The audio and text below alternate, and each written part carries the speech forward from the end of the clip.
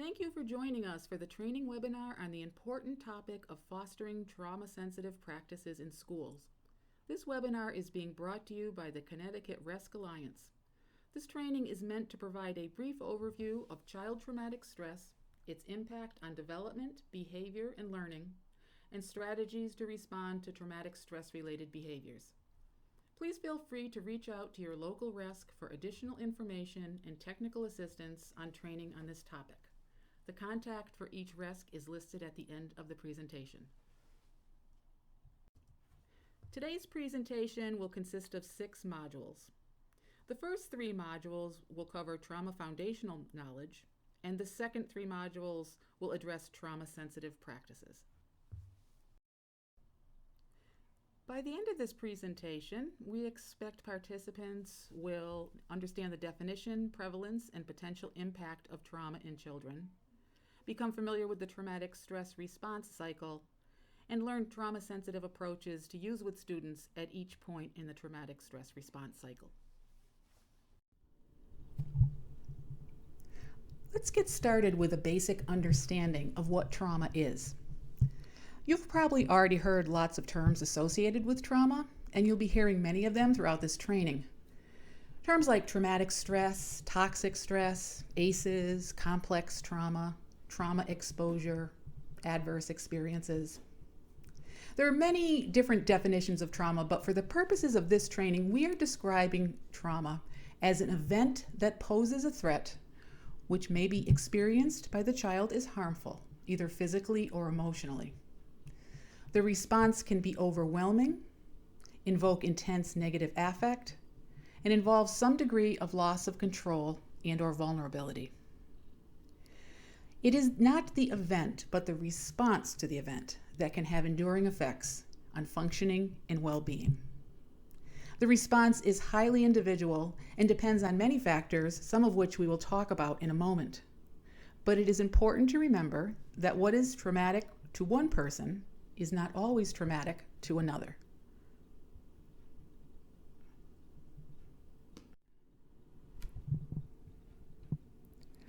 So, if it is not the event, but the response to the event that determines trauma, then what determines the response? Think back for a second to the definition of trauma in the last slide.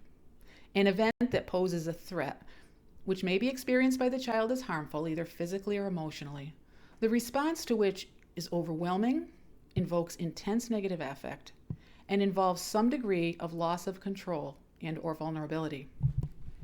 The impact of a potentially traumatic event depends on several groups of factors, including personal factors, environmental factors, and the history of trauma exposure.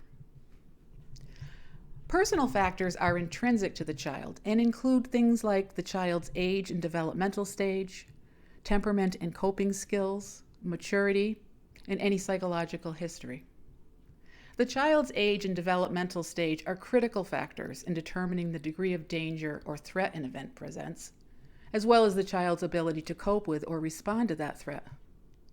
For an infant or very young child, for example, the mere presence or absence of a predictable caregiver can affect whether an event is traumatic, because the infant depends on that adult for survival.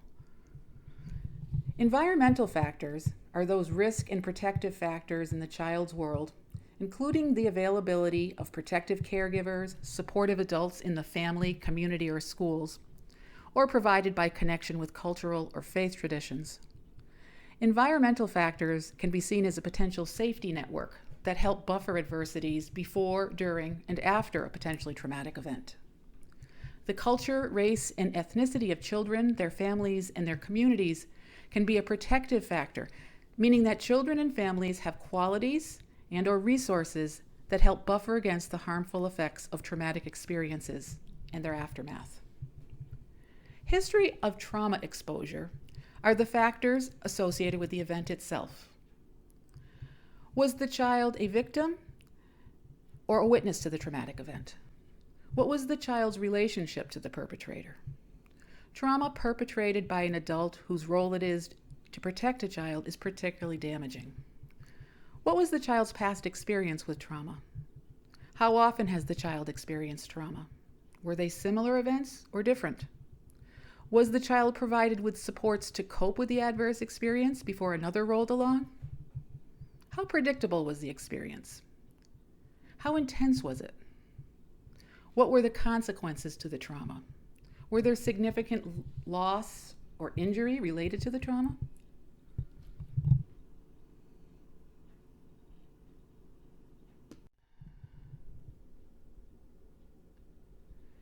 There are different types of trauma an individual can experience. Here we will briefly discuss 3 types of trauma that may be experienced by children. Acute trauma is a single traumatic event that is limited in time. Examples include a car accident, physical or sexual assault, being in a natural disaster, the sudden or violent loss of a loved one, and perhaps being involved in a fire. During an acute event, children go through a variety of feelings, thoughts, and physical reactions that are frightening in and of themselves and contribute to a sense of being overwhelmed. Chronic trauma refers to the experience of multiple traumatic events. The effects of chronic trauma are often cumulative. Each event serves to remind the child of a past trauma and reinforce its negative impact. Continuous exposure to traumas can also have a cumulative effect over the individual's lifetime because ongoing trauma experiences tend to wear down resilience and the ability to adapt.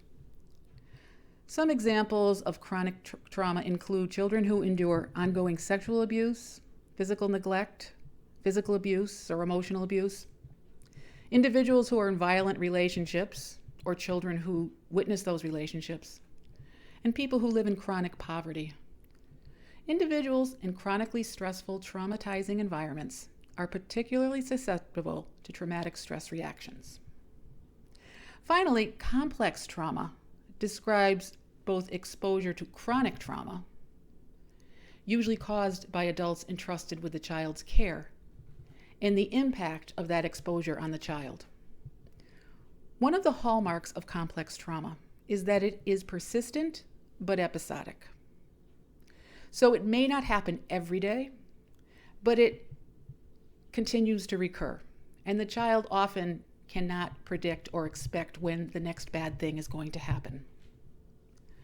Children who experience complex trauma have endured multiple interpersonal traumatic events from a very young age. And when trauma is associated with the failure of those who should be protecting and nurturing the child, it has a profound and far-reaching impact on nearly every aspect of a child's development and functioning. There are many different types of trauma an individual can experience. Here we will discuss 3 types of trauma children frequently experience. Acute trauma is a single traumatic event that is limited in time. Examples include a car accident, a physical or sexual assault, experiencing a natural disaster such as an earthquake, tornado, hurricane, the sudden or violent loss of a loved one, and perhaps being involved in a fire where you may have lost your belongings or just witnessed destruction. During an acute event, children go through a variety of feelings, thoughts, and physical reactions that are frightening in and of themselves and that contribute to a sense of being overwhelmed. Chronic trauma refers to the experience of multiple traumatic events. The effects of chronic trauma are often cumulative, and each event can serve to remind the child of a previous trauma and can reinforce it. Repetitive exposure to traumas can also have a cumulative effect over an individual's lifetime. Sustained and ongoing trauma experiences tend to wear down resilience and the ability to adapt. Some examples include children who endure ongoing sexual abuse, physical neglect or emotional abuse, individuals who are in violent relationships or children who witness violent relationships, and people who live in chronic poverty. Individuals in chronically stressful, traumatizing environments are particularly susceptible to traumatic stress reactions.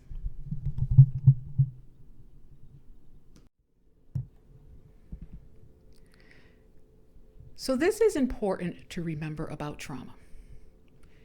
Exposure to a traumatic event does not equal a negative interpretation and/or a response.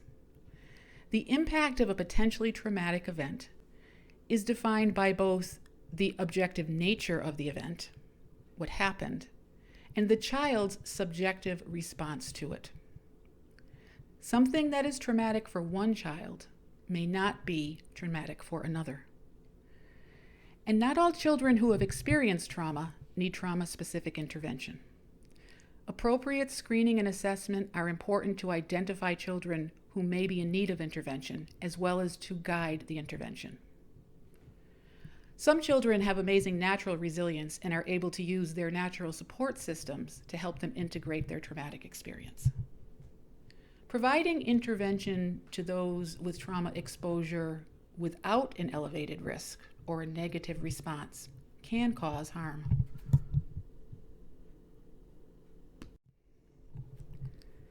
In order to understand the prevalence and impact of trauma in the lives of our students, it is helpful to understand the rates of reported adverse experiences in our greater population in this country. The Adverse Childhood Experiences, or ACE study, was conducted in the late 1990s. 17,000 participants who were part of the Kaiser Permanente Health Plan in California were part of one of the largest investigations ever conducted to assess associations between childhood maltreatment and health and well-being later in life. We will be watching a short video clip about that study and the impact of ACEs on our population and our children in a few moments.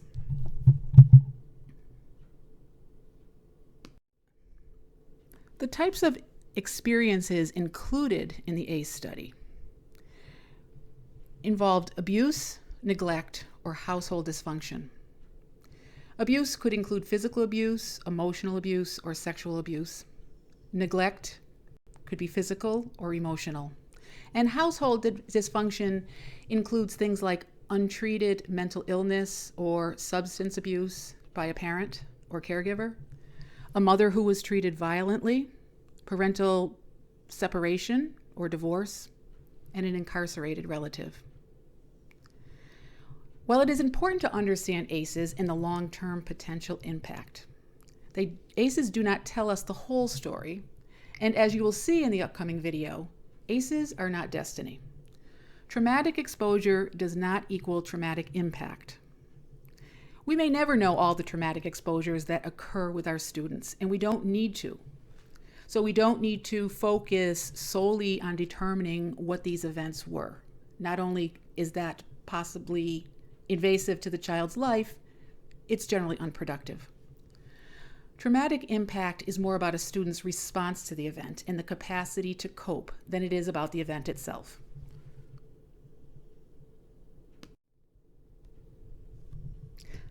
So why is it important that educators understand trauma and ACEs? Why can't we just leave it to the school social workers, the counselors, the school psychologists, the outside therapists? Unfortunately, one of the most important reasons is prevalence.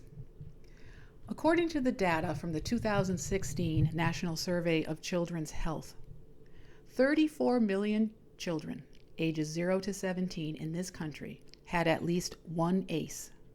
That is nearly half of all the children in the United States.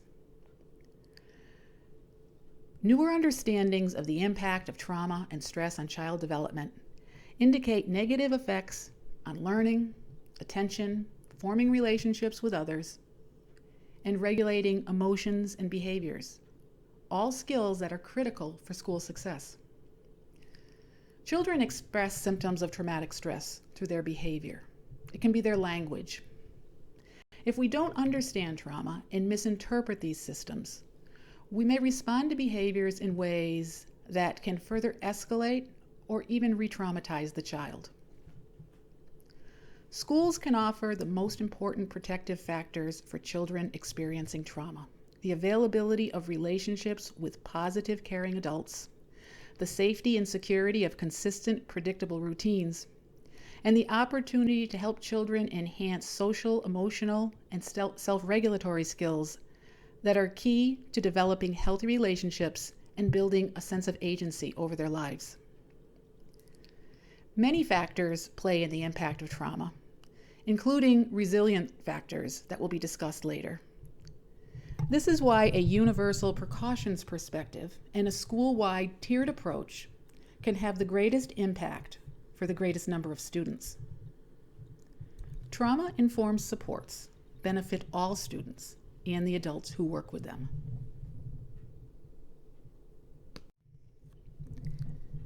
Here is a model for tiered trauma-informed service delivery in schools. School-wide trauma-sensitive practices applied at the individual, group, and systems level help prevent trauma and/or reduce the potential for re-traumatization. Trauma-sensitive practices occur through all three tiers. At the first tier are strategies for early identification and building positive adaptive systems. These are applied across levels for and by students, families, and school staff. Trauma-specific interventions occur at Tiers 2 and Tier 3, and are strategies delivered to address negative individual reaction to traumatic events. At Tier 2 are targeted supports to strengthen adaptive systems, and at Tier 3 are intensive supports to remediate adverse effects and to avoid re-traumatization.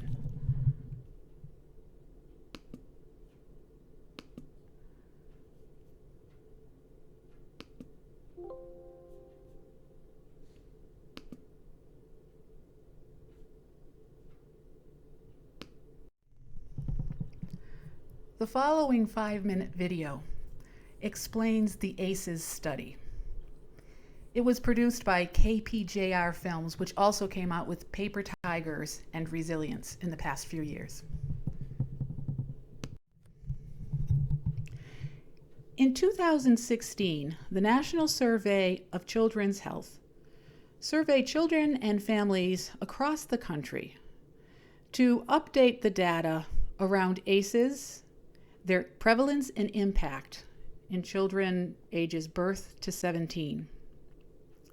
One of the findings reported for us more locally is that in Connecticut, 38.3% of children 5 years and under have one or more ACEs, which places us above the national average of 35%. Because the developing brain is most vulnerable to environmental insults such as toxic stress in the first 5 years of life, this is a concerning statistic and highlights the importance of identifying and supporting children in need of assessment and intervention as early as possible, as well as strengthening the skills that support resilience for all children.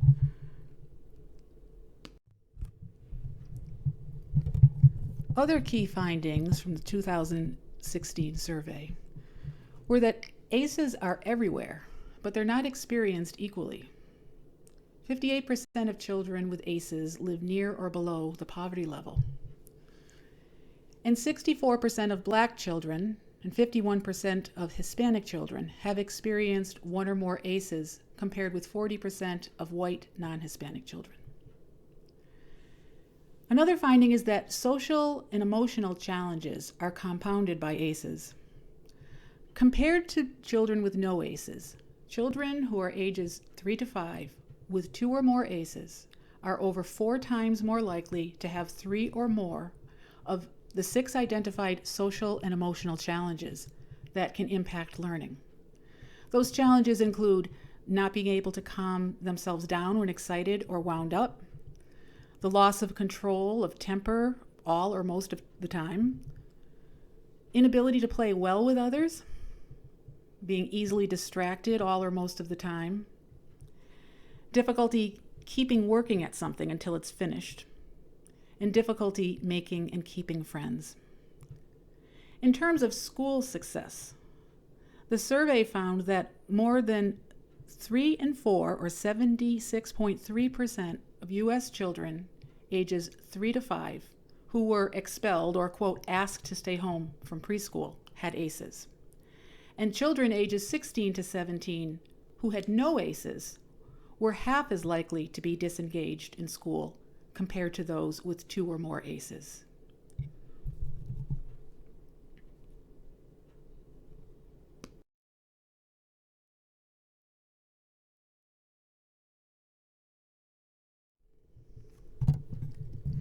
Now let's take a look at how traumatic stress may impact development. We'll start with attachment, where it all begins. The attachment system serves as the model for all future relationships. Children who experience consistent, reliable caregiving and positive interactions develop the security they need to engage in normal developmental tasks. But when a young child is focused on acquiring basic physical and emotional needs or trying to avoid danger, then he or she is not able to engage in these necessary tasks. Children who have experienced stress or trauma that was not buffered by a primary caregiver may have difficulty forming positive relationships with adults, later on, particularly with authority figures, or have difficulty feeling safe in any environment. Traumatized children feel that the world is uncertain and predictable, and they very often can have difficulty relating to and empathizing with others. Looking at what trauma does to biology or the body. Well, exposure to multiple traumatic experiences increases the risk for neurobiological disturbances that can affect all developmental areas. But also, traumatized children may experience problems with movement, sensation. They may be hypersensitive to physical contact, or they may be insensitive to pain. They may have a lot of unexplained physical symptoms. These are often the kids who visit the school nurse regularly, and they actually may have increased real medical problems. Children with trauma histories may have issues with sleep, either sleeping too much, not being able to fall asleep, having sleep interrupted by nightmares. They may have difficulty with eating. They may eat rapidly. They may steal or hoard food, or they may have a reduced appetite. And children can have difficulties with toileting. They may have accidents, or they may regress in their toileting skills. Looking at regulation, children who experienced chronic trauma can demonstrate core deficits in their capacity to regulate their physiological and emotional experience. They may have a really hard time understanding what they feel, where it comes from, what to do with it, how to cope with it, and how to express it or communicate it. They may not be able to ask for what they need in an appropriate way. And they may have a real difficult time maintaining a comfortable energy or arousal state. They can be either lethargic and low energy, or quickly hyper aroused and, as many people describe, bouncing off the walls. In the area of cognition, children who have experienced chronic trauma may very early on show delays in expressive and receptive language. Other cognitive deficits can include trouble with focus, attention, concentration, difficulty with executive planning, particularly planning, problem solving, and organization, and may have many significant issues with memory. These are all critical skills for school success. So trauma can have a really significant impact on how a child is able to perform expected academic tasks. Self-concept is an important area, and a child's response to a traumatic event may have a profound effect on his perception of himself, the world, and the future. These children may have body image issues, problems with self-esteem, guilt, shame, and often experience the world as a dangerous place and feel powerless to help themselves or to get help from others. Behaviorally, or in terms of behavior response, when feeling unsafe or threatened or vulnerable, the primary behavioral response of children with traumatic stress is to avoid danger, to seek safety, and to get their needs fulfilled. These are really adaptive behaviors that may have helped the child to survive in adverse or traumatic situations. But in a normal context, like a school, they can look like behavior problems, like impulsivity, opposition and defiance, lack of motivation, disrespect, and physical or verbal aggressions. When we don't, as adults and educators, don't understand what is behind the child's behavior, our responses to them can further threaten or stress them, and then potentially increase the frequency and the intensity of these behaviors.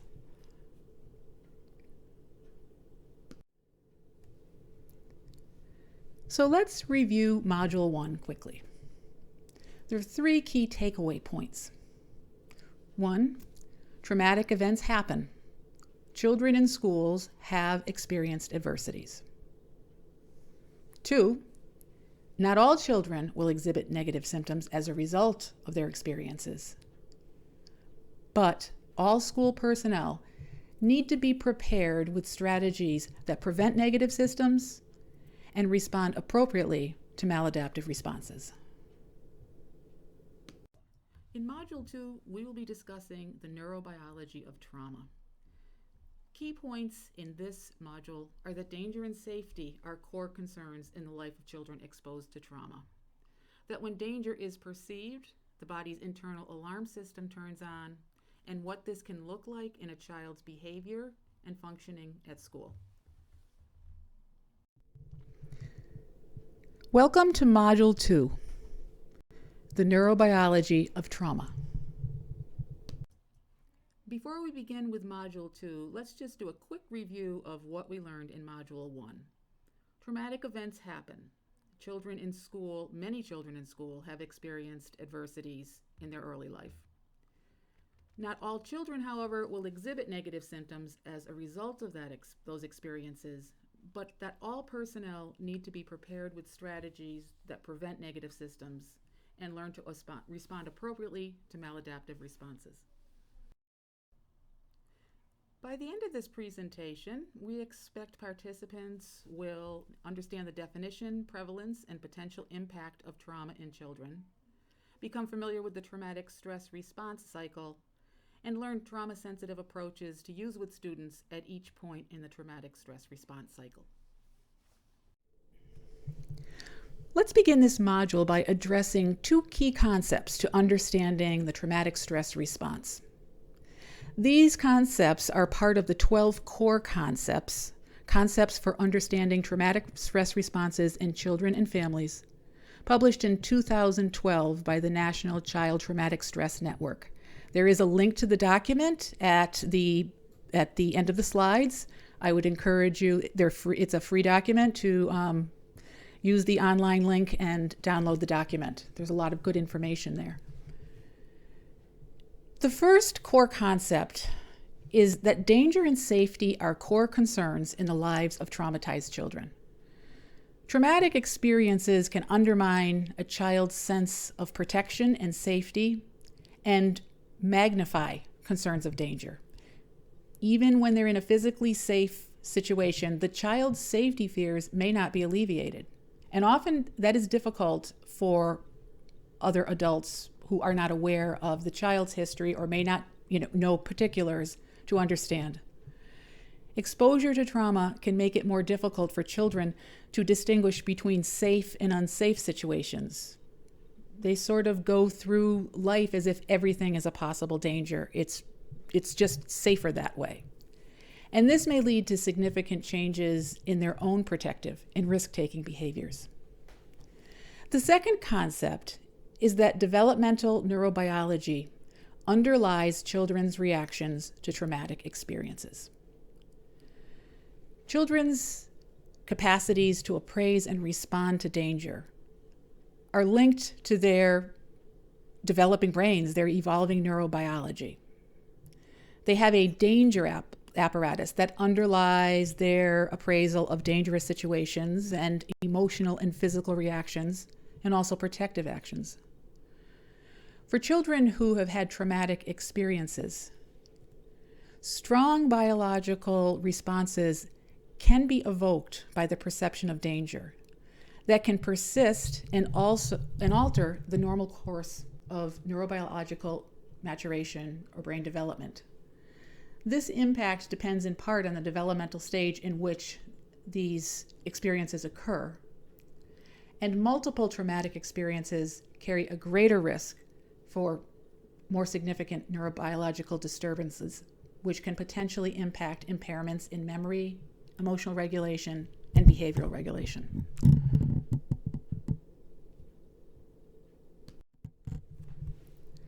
So let's talk about the traumatic stress response.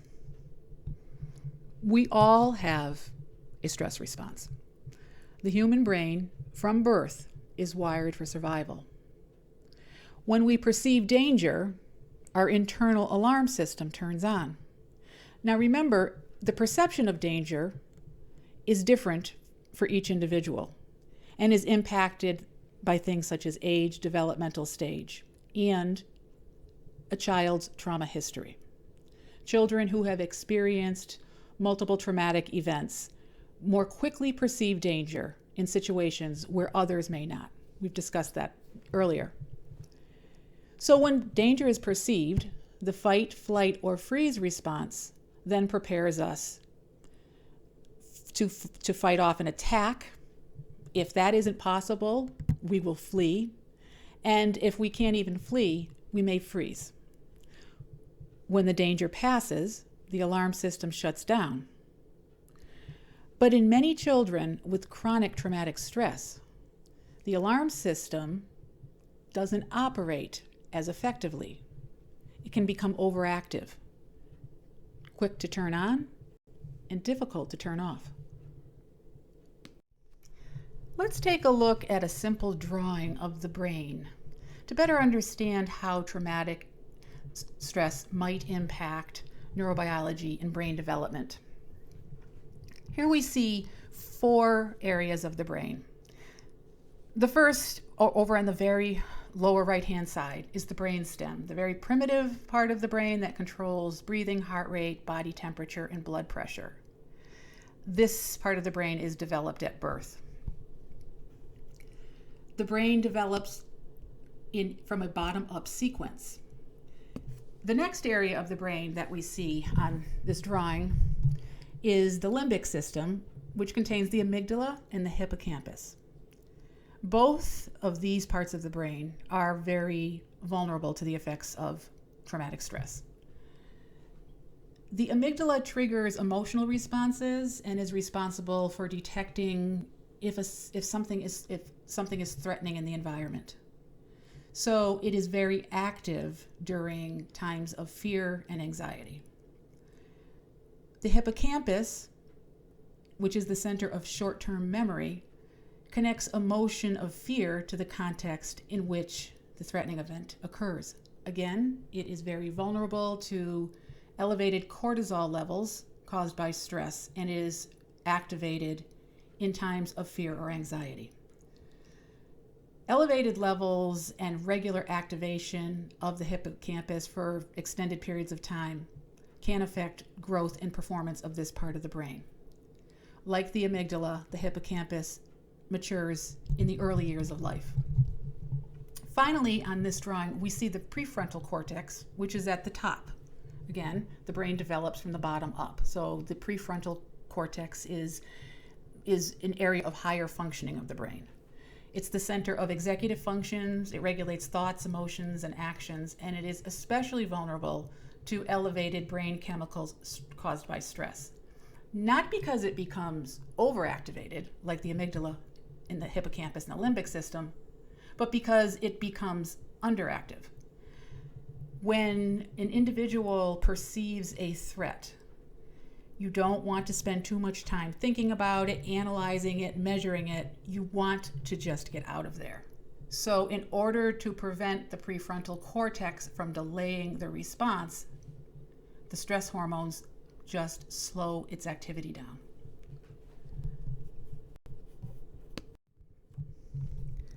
So what happens when the traumatic stress response or the internal alarm system is activated? That's when the body goes into fight, flight, or freeze. As we said before, the brain is designed for survival in the face of threat.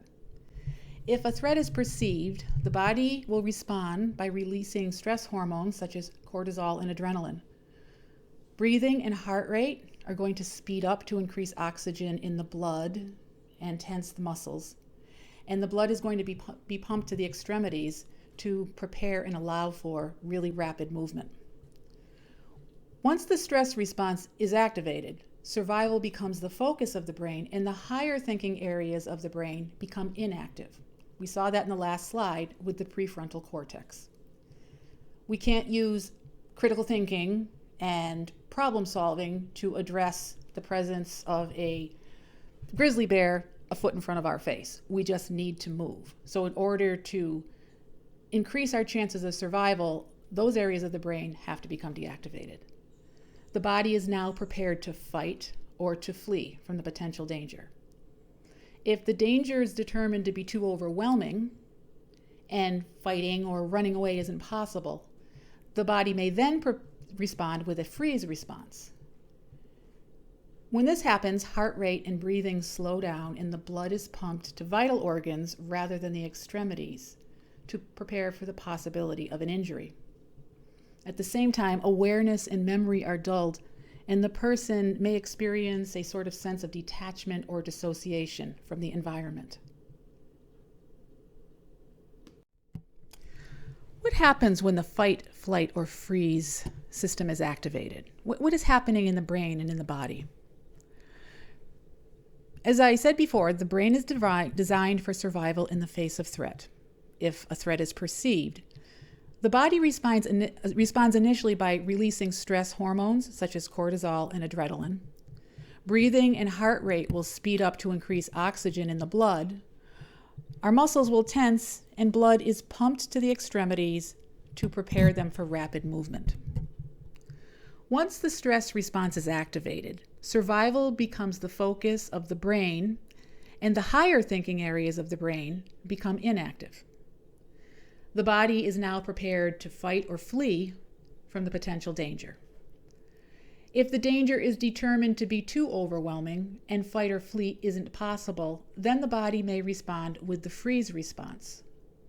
The heart rate and breathing slow down, and blood is pumped now to the vital organs rather than the extremities to prepare for a possible injury. At this time, awareness and memory are dulled, and the person may be experiencing a sense of detachment or sort of dissociation from the environment.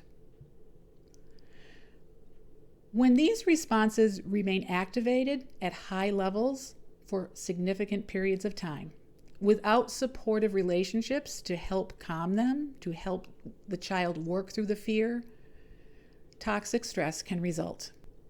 And it is this toxic stress that can impair the development of neural connections, especially in the areas of the brain that are dedicated to the higher order skills.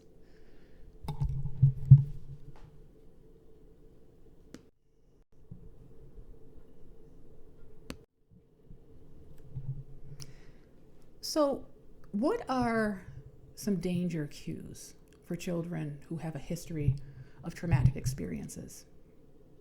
What things might trigger a child's fight, flight, or freeze response? Again, it's important to remember that children respond to perceived danger, whether it's obvious to others or not. And as we discussed earlier, children who have experienced chronic trauma often see danger everywhere. Here's some examples of the types of situation that can activate a child's alarm system. Things like confrontation, authority or limit setting. Feeling a lack of power or loss of control are really significant triggers. As we've said very frequently, that danger, being on the lookout for danger, avoidance, and safety seeking is really at the core of many of the behaviors that we see with traumatized children. And feeling that they don't have power or they're losing control can be very frightening. Feeling vulnerable or frightened, feeling shamed. Unexpected change can be a danger cue. Even if it's something we think they should be looking forward to, like an upcoming assembly or movie. For many kids with traumatic experiences, change is never often very good. Usually when something changes, something bad or worse might be occurring. Feelings of deprivation or being in need. Just simple things, maybe even like hunger, but not being fully aware that they're hungry or being cold or just needing something and not having the ability to express that need or ask for what they need, not feeling safe or trusting enough in the environment to ask for what they need. Sometimes even feelings of closeness or positive attention, like praise, can be a danger cue for some children. Unfortunately, for children with history of sexual abuse, often there is a period of time where the adult can be very attentive and very responsive to the child. The child may be getting gifts, lots of attention, lots of praise. And this can be very threatening to some children and can trigger some danger cues. For other children who may be living in a home where a caregiver has unaddressed substance abuse or mental health issues, there can be really rapid mood changes that come out of nowhere. So a parent or caregiver could be loving and attentive in one moment and lashing out at the child in the next.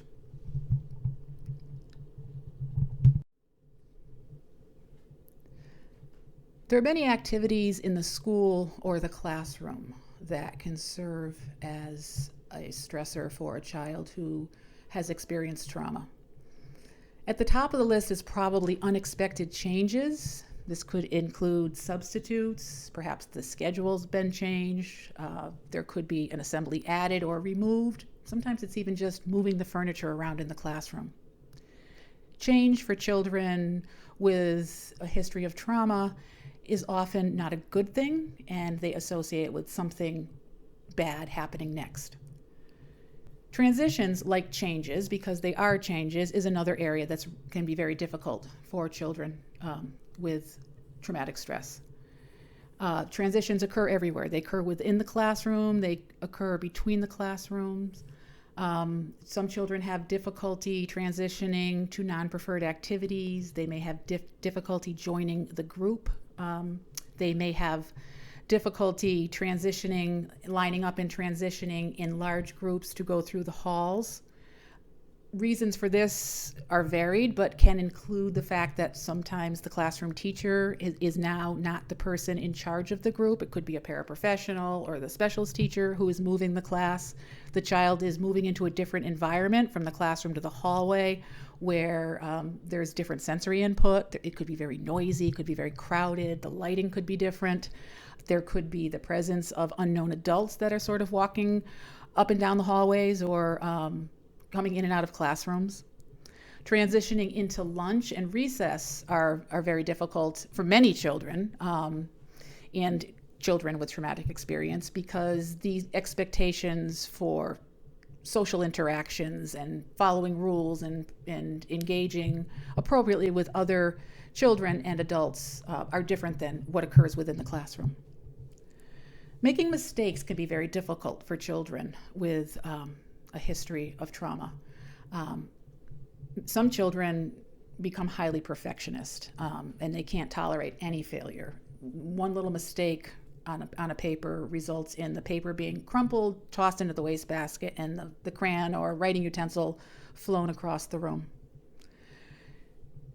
Real or perceived rejection by individuals or groups can be very triggering for a child with a history of trauma exposure.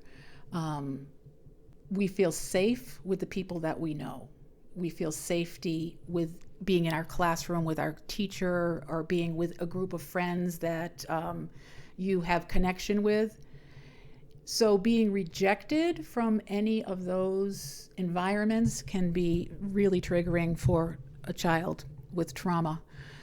Sometimes, unfortunately, we see that children with traumatic stress can have some pretty significant acting out behaviors that can result in either the child being removed from the classroom or the classroom being removed from the child.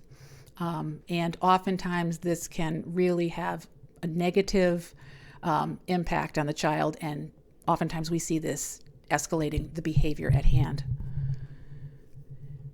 Like real or perceived rejection, real or perceived threats, particularly around consequences, can be a source of great stress and triggering for a child with a trauma history.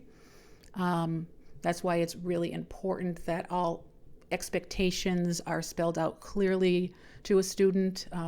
We avoid the use of using threats, calling parents, sending the student to the office, sending a note home. It's important that we work together as a team to develop the most effective way to deal with the sharing of information so that we aren't threatening the child with a potentially frightening consequence. So let's go back to the fight, flight, or freeze stress response and discuss what it might look like in a child. A child who's in fight, who's been triggered and is actually trying to defend himself or protect himself through fight, may not always be actually fighting. He may just be agitated. She might be defiant. We may see some aggression. It could be increasing in intensity or duration, or it could be increased verbal aggression. The child might just be very irritable and sort of like, leave me alone, and sort of posturing that if you continue to bother them, they're going to escalate. We see children who will begin to scream or yell or use some profanity. We oftentimes see property misuse, and that's, as in with the student who was so frustrated by making a mistake, throwing the pen or marker or crayon across the room. Or it can be, escalate to more dangerous events like tipping chairs and desks and climbing furniture and throwing objects in the classroom. And oftentimes what we see initially is just an increase in activity, and sometimes it's accompanied by silliness. But the silliness, if it's allowed to continue and the child becomes more and more distressed, the silliness frequently evolves into agitation and aggression.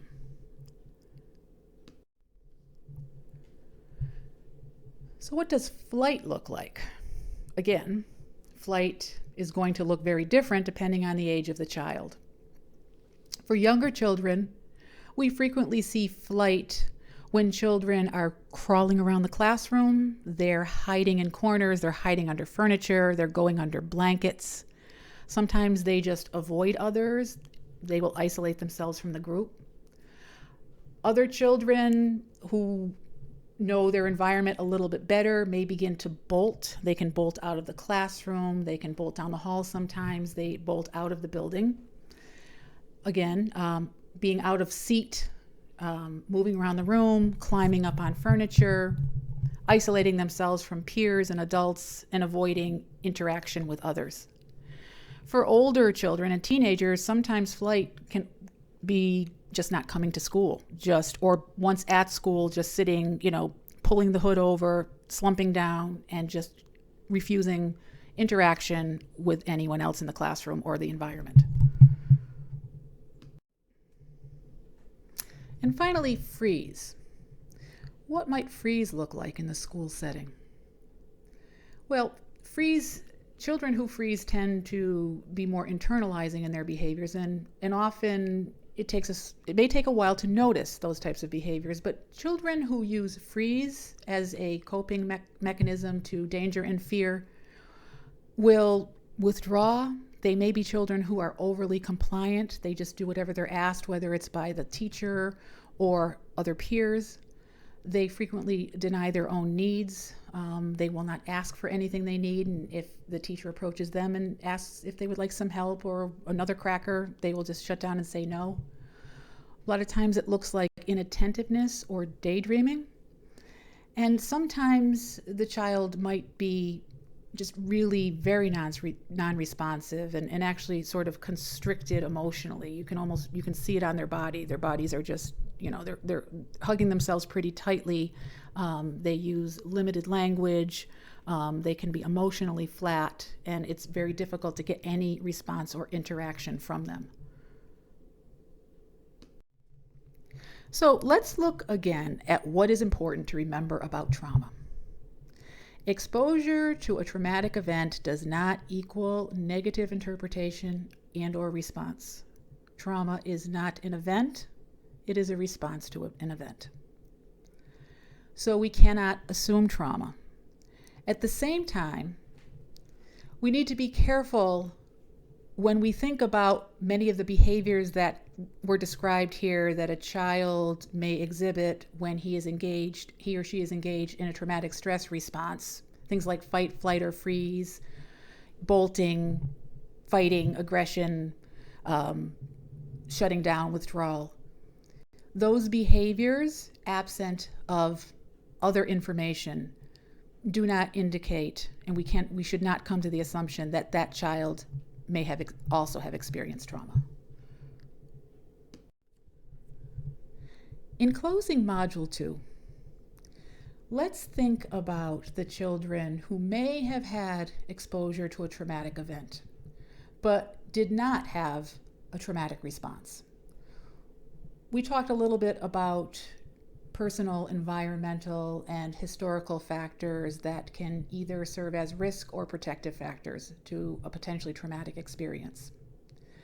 Let's now talk a little bit about resilience, about how certain individuals can experience an event that may result in a traumatic response by some and not by others. Exposure to traumatic experiences is very serious and can often create long-term, really damaging consequences. But some children can do well despite very serious adversity. This ability to adapt successfully to acute stress and trauma is called resilience.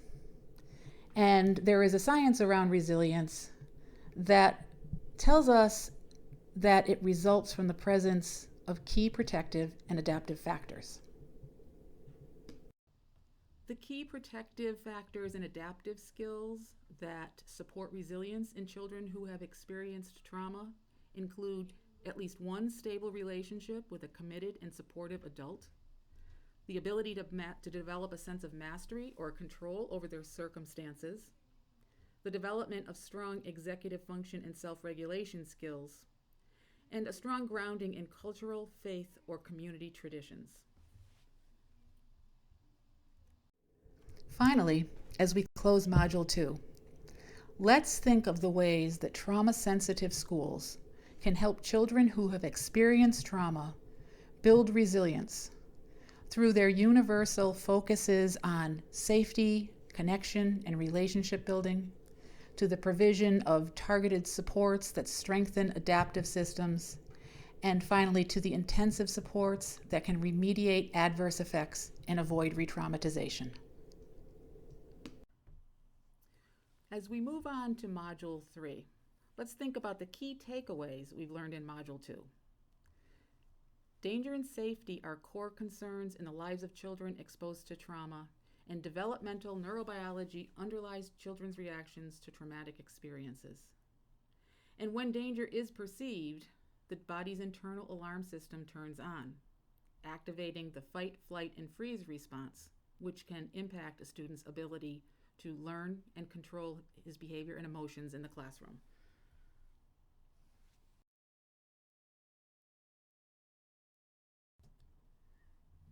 In Module 3, we will be learning about the traumatic stress response cycle and taking a look at what behaviors might look like during each stage of this cycle. Welcome to Module 3 of Fostering Trauma-Sensitive Practices in Schools, the Traumatic Stress Response Cycle. In Modules 1 and 2, we learned that traumatic events are prevalent within the child population. While many children are resilient, other children will experience negative neurobiological and developmental impacts from trauma events, including impact on the internal alarm system.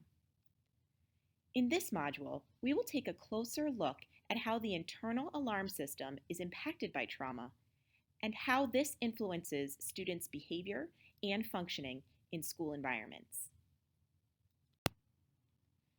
The learning objective for Module 3 is to become familiar with the traumatic stress response cycle. Specifically, you will learn how trauma impacts the alarm system and escalation cycle. As you learned in previous modules, stress response is a normal, adaptive response to perceived safety threats in the environment. This graphic shows what the typical stress response cycle looks like in an individual who has not experienced trauma. The individual starts in a state of calm. A threat is then perceived, called a trigger, which sets the escalation cycle in motion. The trigger is followed by an agitation and acceleration as behavioral, emotional, and cognitive responses intensify and reaches maximum intensity at the peak stage. After peak, the individual moves through periods of de-escalation and recovery before ultimately returning to a baseline calm stage. We will explore each of these stages in more detail in the following slides. Every experience of the traumatic response cycle will likely be different. The progression through the stress response cycle may vary due to the individual, characteristics of the environment, or the level of safety threat the individual perceives from the trigger. Some individuals may progress through the typical stress response cycle. Others may escalate more quickly and take a longer time to de-escalate. Others may be slow to escalate and quick to de-escalate. Still others may experience a less overall intense escalation when they do become escalated. For example, if I have a strong fear of spiders, I may perceive a spider on my shoe to be a very significant safety threat and escalate very quickly. In contrast, an individual without a fear of spiders may not perceive a spider on his or her shoe to be a trigger at all. The nature of the environment I am in may also impact whether my stress response cycle is triggered and how rapidly I escalate. For example, I may be more likely to perceive safety threats while alone in a dark alley at midnight than I would when quietly reading a book at home. The main takeaway is that the stress response cycle follows a general, predictable pattern, but is highly individual and may look different depending on the individual, environmental context, or trigger. Despite the individualized nature of the stress response cycle, there are some important differences that are typical of students who have experienced trauma. We will refer to this as the traumatic stress response cycle. As you learned in previous modules, students who have experienced trauma perceive the world as less safe and predictable than students who have not experienced trauma. As a result, students with trauma histories tend to spend less time in the calm phase and are more susceptible to triggers, often referred to as being hypervigilant. This means that events that would not typically be perceived as safety threats, such as changes in routines, are more likely to be experienced as triggers to students with trauma histories. Once triggered, students with trauma histories are more likely to escalate rapidly and stay escalated for a longer period of time than students who have not experienced trauma. As we learned previously, the alarm system is quick to turn on and difficult to turn off. Let's take a look at the progression through the traumatic stress response cycle through a case example of a student, Julie.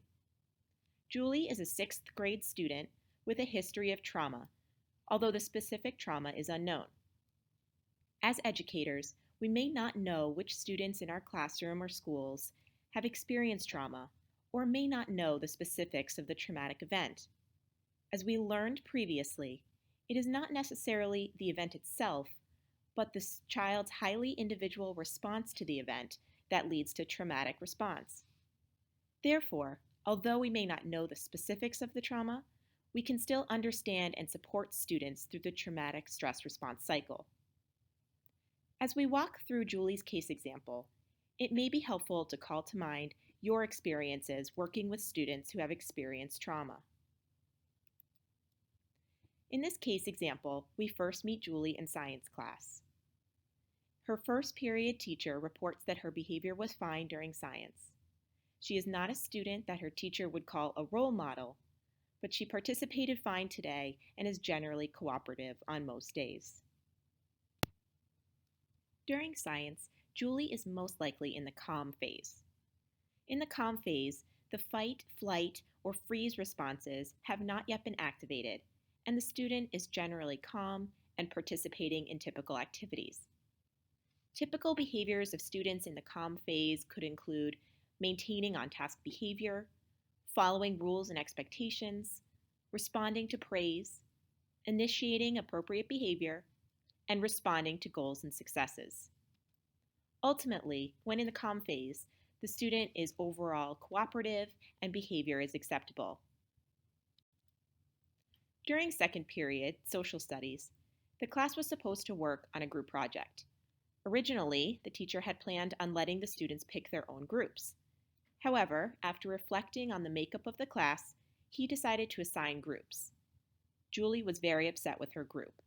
Social studies is her least favorite class, and she was put in a group with a couple of students that she has had conflicts with in the past. Traumatic experiences can undermine children's sense of protection and safety and magnify concerns of danger. Even in physically safe circumstances, the student may perceive safety threats everywhere. As previously discussed, they may experience neutral or non-threatening events as safety threats, which can trigger the stress escalation cycle. These triggers can occur in school, and some common examples include perceived lack of power or loss of control, confrontation or limit setting, feeling vulnerable, frightened, or shamed, unexpected changes such as a substitute, disrupted schedule, or rearranged classroom, transitions either within or between activities, real or perceived rejection by others, such as conflicts, peer provocations, or pressure, real or perceived threats, particularly around consequences or corrections, making mistakes, academic failure, or being called on. Triggers can also occur outside of school and impact the student while he or she is at school. Some common non-school examples of triggers could include a high-needs home, health problems, nutrition needs, inadequate sleep, dual diagnoses, substance abuse, gangs, or deviant peer groups. In Julie's case, she experienced a change in routine during social studies. Instead of choosing her group, Julie was assigned to work with peers with whom she has had conflicts in the past, therefore possibly threatening her sense of safety. Ultimately, within this stage, an event occurs that puts the traumatic stress response cycle in motion. Julie came into her third period math class scowling, has refused to take any notes or even open her book, and the teacher's requests for her attention and eye contact are met only with deeper scowls. Julie doesn't usually like math, and lately her behavior has been especially negative and uncooperative. By the time Julie arrives at math, her behavior suggests that she is in the agitation phase of the traumatic stress response cycle, and the fight, flight, or freeze responses have been activated. Behaviors typical of the agitation stage include being off task, moving around the classroom, being unsettled, increased fidgeting, staring off, nonverbal responding, or signs of withdrawal. Ultimately, in this stage, the student is communicating, "Leave me alone," verbally and nonverbally. Julie says how much she hates math and how stupid the assignment is they are supposed to be working on. Initially, Julie does this while opening her book, but when the teacher reminds her to use appropriate language, Julie tosses the book on the floor and crosses her arms. When the girl next to Julie rolls her eyes and sighs, Julie makes a threatening motion toward her. Julie's behaviors have escalated to the acceleration stage, or are increasing in intensity as she becomes more escalated. Behaviors typical of the acceleration stage include being more off task, pressing buttons, arguing, intimidation, verbal abuse and threats, noncompliance, shutting down or isolation, being out of seat, or avoidance. Ultimately, these behaviors characteristic of this stage suggest the student is testing limits and trying to get others to engage. Julie's teacher tells her to go directly to the office. Julie refuses. She immediately gets up out of her seat and begins to walk around the classroom, knocking down books and kicking chairs.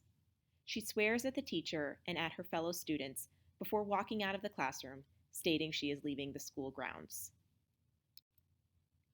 Julie's behaviors suggest that she has entered the peak stage. When in the peak stage, the student is at maximum escalation and can be characterized by dangerous behaviors, such as serious destruction of property, physical attacks, self-injurious behavior, being non-responsive, or running away. To ensure safety of both students and staff during the peak phase, emergency procedures should be established and used by schools and districts. The school counselor is called to assist in the situation. He asks if Julie would like to go for a walk with him. During their walk, Julie tells him in a raised voice how her math teacher is always giving her a hard time, and the other students in class are bullying her. She tells him, "I wouldn't get so mad if they would just leave me alone." Julie's behavior in the hallway indicate that she is in the de-escalation stage. During the de-escalation stage, the student is starting to de-escalate from peak, but is still experiencing elevated fight, flight, or freeze responses that impact cognition and behavior. Therefore, the student may say that they are a victim, blame others, withdraw, avoid, wander, have unfocused behavior, or attempt to make up. Ultimately, students in the de-escalation phase may be trying to test the relationship to see if the relationship has been damaged or whether it is still a safe relationship with the individual. The school counselor walks Julie back to class.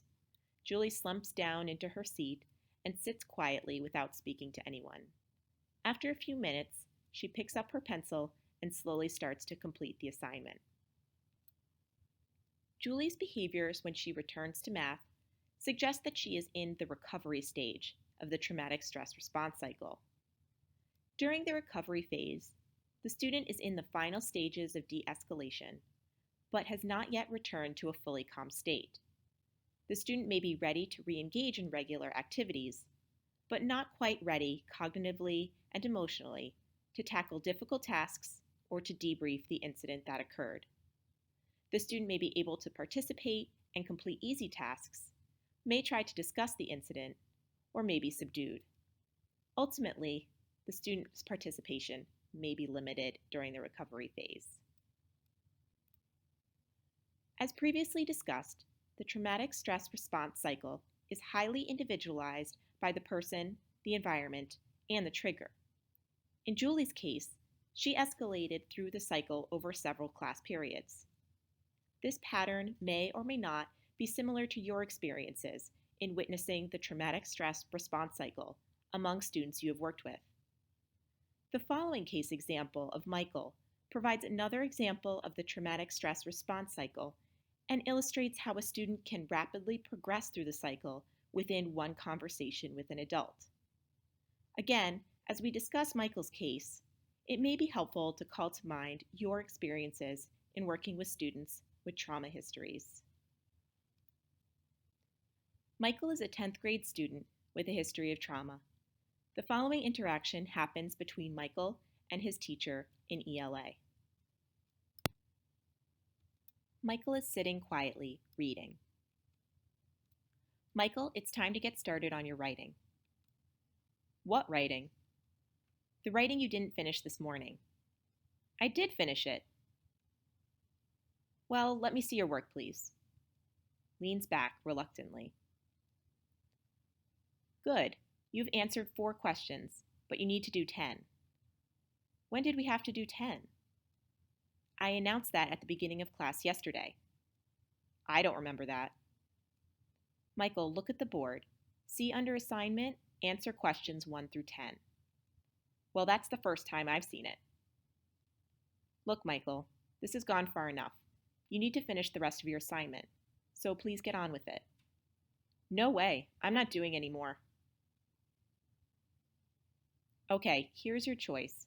Do the writing now, or you will have to do it during the break. F you. That's verbal abuse. I will have to write you up. Stands up and throws book across the room. All right, to the office. Swings arm in direction of the teacher. Follows emergency procedures. Returns to classroom from the office. Sits quietly at his desk, looking down. Michael, welcome back. Does not look up or answer. I'll come back in a minute to help you with your work. Returns after a few moments with assignment. Which ones do I need to do again? Questions 5 through 10. Just start with 5. I can help get you started. Thanks. Picks up pencil to get started. Let's quickly review key points from Module 3. In Module 3, we learned the traumatic stress response cycle illustrates how a student's behaviors can be triggered, escalate, peak, and recover. Students with trauma history are triggered more easily, escalate faster, and remain at peak longer than students who do not have a trauma history. Trauma-sensitive approaches can be used to support students at each point in the cycle, from calm to recovery. In the next several modules, we will discuss strategies that educators can use in school settings to support day-to-day interactions with students with trauma histories during each stage of the traumatic stress response cycle. Specifically, Module 4 will introduce strategies to use during the calm phase. Module 5 will introduce strategies to use during the trigger, agitation, and acceleration stages. And Module 6 will introduce strategies to use during the peak, de-escalation, and recovery stages. As you will learn, the timing of these strategies is key to ensure that the strategy is an appropriate fit for the cognitive and emotional needs and characteristics of the student at each stage, and to diffuse the escalation to reduce the likelihood that the student reaches peak. Module 4 will introduce strategies to extend the calm phase by maximizing safety, empowerment, and predictability in school environments and relationships, and to reduce the likelihood that students will experience triggers. Welcome to Module 4 of Fostering Trauma-Sensitive Practices in Schools, Strategies to Extend the Calm Phase. Let's review what we've learned so far. In Modules 1 and 2, we learned that traumatic events happen and can have negative neurobiological and developmental impacts on students, including an overactive alarm system. In Module 3, we learned that the traumatic stress response cycle can be more easily triggered, escalate more rapidly, and stay escalated for longer in students who have experienced trauma. In this module, we will introduce strategies educators can use in day-to-day interactions with students in order to extend the calm phase. Schools need to be prepared to educate and support students who have experienced trauma. Supports for trauma can be organized by intensity to create a comprehensive support model that meets the needs of all students who have experienced trauma. The focus of the following modules will be on trauma-sensitive practices at the universal level, specifically building positive adaptive systems and safe and supportive school environments in order to prevent trauma or re-traumatization. These strategies can be used by all school staff and serve as the foundation for more intensive and trauma-specific supports within a comprehensive service model. Discussion of more specific, intensive strategies at the targeted and tertiary levels are beyond the scope of this introduction webinar. The learning objective for Module 4 is to learn trauma-sensitive approaches to use with students at each point in the traumatic stress response cycle. As we have learned previously, students with trauma histories see the world as unsafe and unpredictable. These students have experienced a loss of control, vulnerability, and increased sensitivity to danger. Trauma-sensitive practices can buffer the impact of these adverse experiences by building resilience. We learned earlier that the environment can impact whether or not an event is perceived as a safety threat. Specifically, that I may be more likely to experience threats when I'm alone in a dark alley than when I'm at home quietly reading a book. These trauma-sensitive practices help to foster safe and predictable environments, which reduce the likelihood that students will experience triggers and, ultimately, keep students in the calm phase for longer periods of time.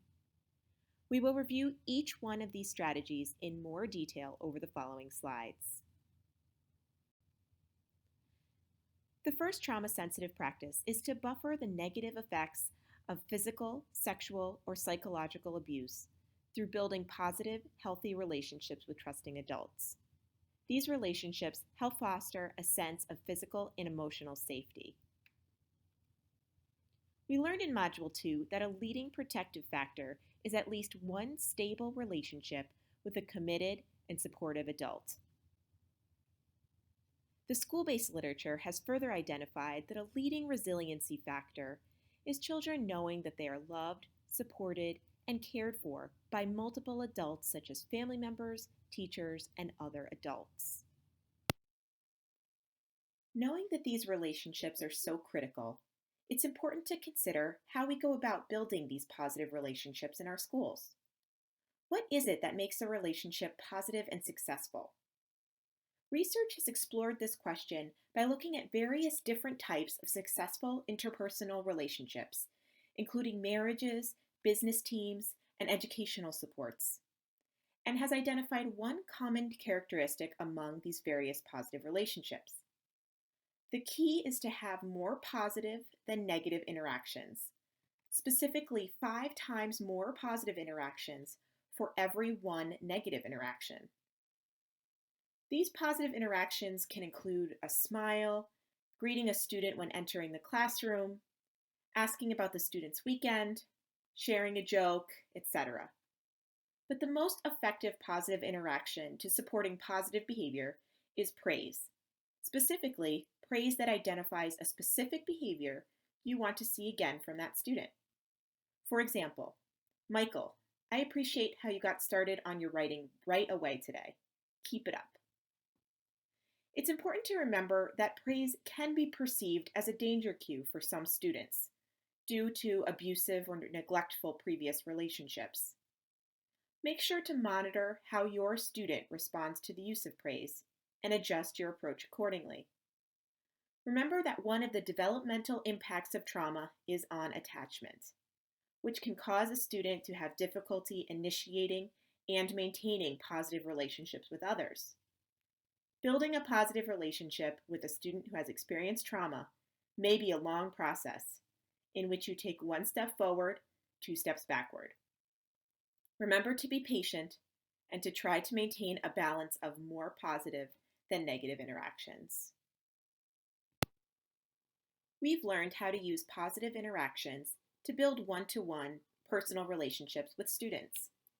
However, how can we apply the use of this information to support positive classroom climate?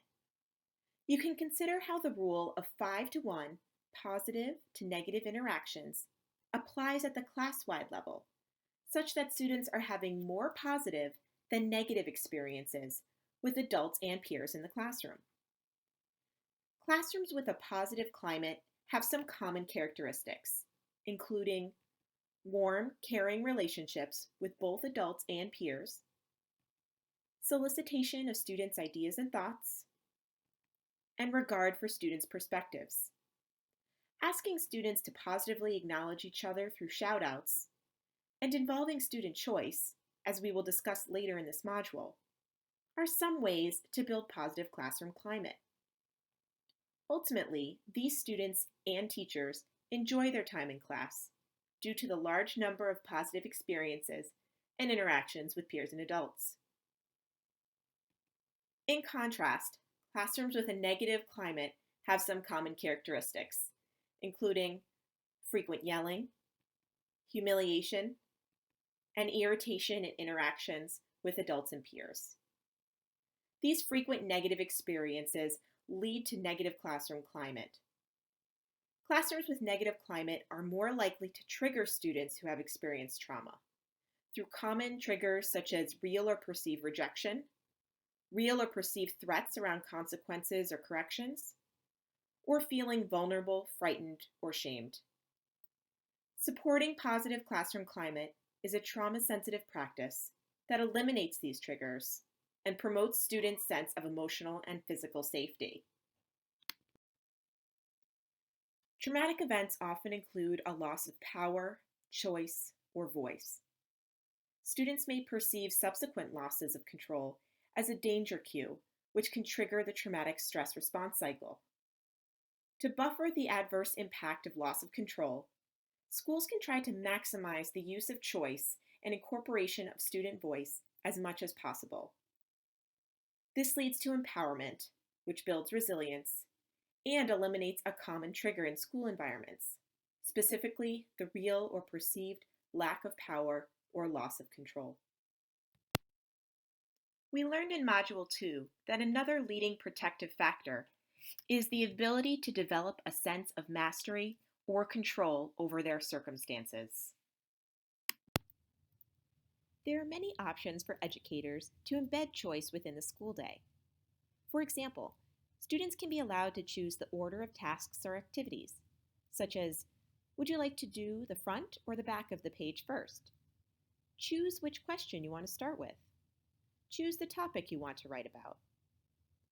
Choice in materials can also be offered, such as, would you like to work on paper or on the computer, with a green pen or a blue one?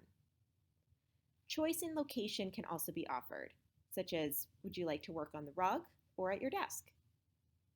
Choice in mode of response can be offered, such as allowing a student to submit a research project as either a paper, video, art project, or PowerPoint presentation. Choice in assignment to be graded can also be offered, such as by allowing students to choose which of the 2 worksheets they completed that they would like to be graded. When giving choices, remember to provide options that are allowed and equally acceptable to you. This keeps students from becoming frustrated or triggered if he or she chooses an option that isn't actually acceptable within the parameters of the activity or classroom. Limiting the options can help with this. For example, rather than saying, where would you like to work, and leaving an open-ended choice, instead offer acceptable choices by saying, would you like to work on the rug or at your desk? In addition to providing choice, look for opportunities to elicit and incorporate student input. This helps empower students by giving them a voice in influencing the classroom and school environments. For example, elicit student feedback about assignments and grading rubrics, find opportunities to co-construct assignments with students, or ask for their input on classroom activities, such as, did you like the group work we did today? Do you have any ideas on how to make it better next time? Students can also have a voice in the classroom or school settings through student council, student surveys, clubs, or other leadership activities. Students who have experienced trauma see the world as unpredictable. The final trauma-sensitive practice is to establish clear expectations, planned and explained in advance, in order to foster predictability and transparency in school environments. This practice also eliminates some common triggers, including unexpected changes or real or perceived threats around consequences and behaviors, because students know in advance exactly what is expected of them and what the consequences are for not following those expectations. No matter the age of your students, clear expectations are vital to any classroom. Even students in high school might wonder what their homeroom teacher expects of them compared to their science teacher. Take a moment to reflect what you expect from your students in your classroom. What behaviors do you want to see in order to promote positive classroom climate? Development of expectations is an opportunity to elicit student voice by asking students to discuss their expectations for themselves, for their peers, and for their teachers in order to make their classroom a positive learning environment. Have a group discussion at the beginning of the year to develop common expectations for your classroom. Expectations are most effective if they are specific, positively stated, and brief. Specific means translating a general expectation to specific behaviors. For example, being kind is a general expectation and could be more specifically described as using please and thank you, or acknowledging my peers when they do something well.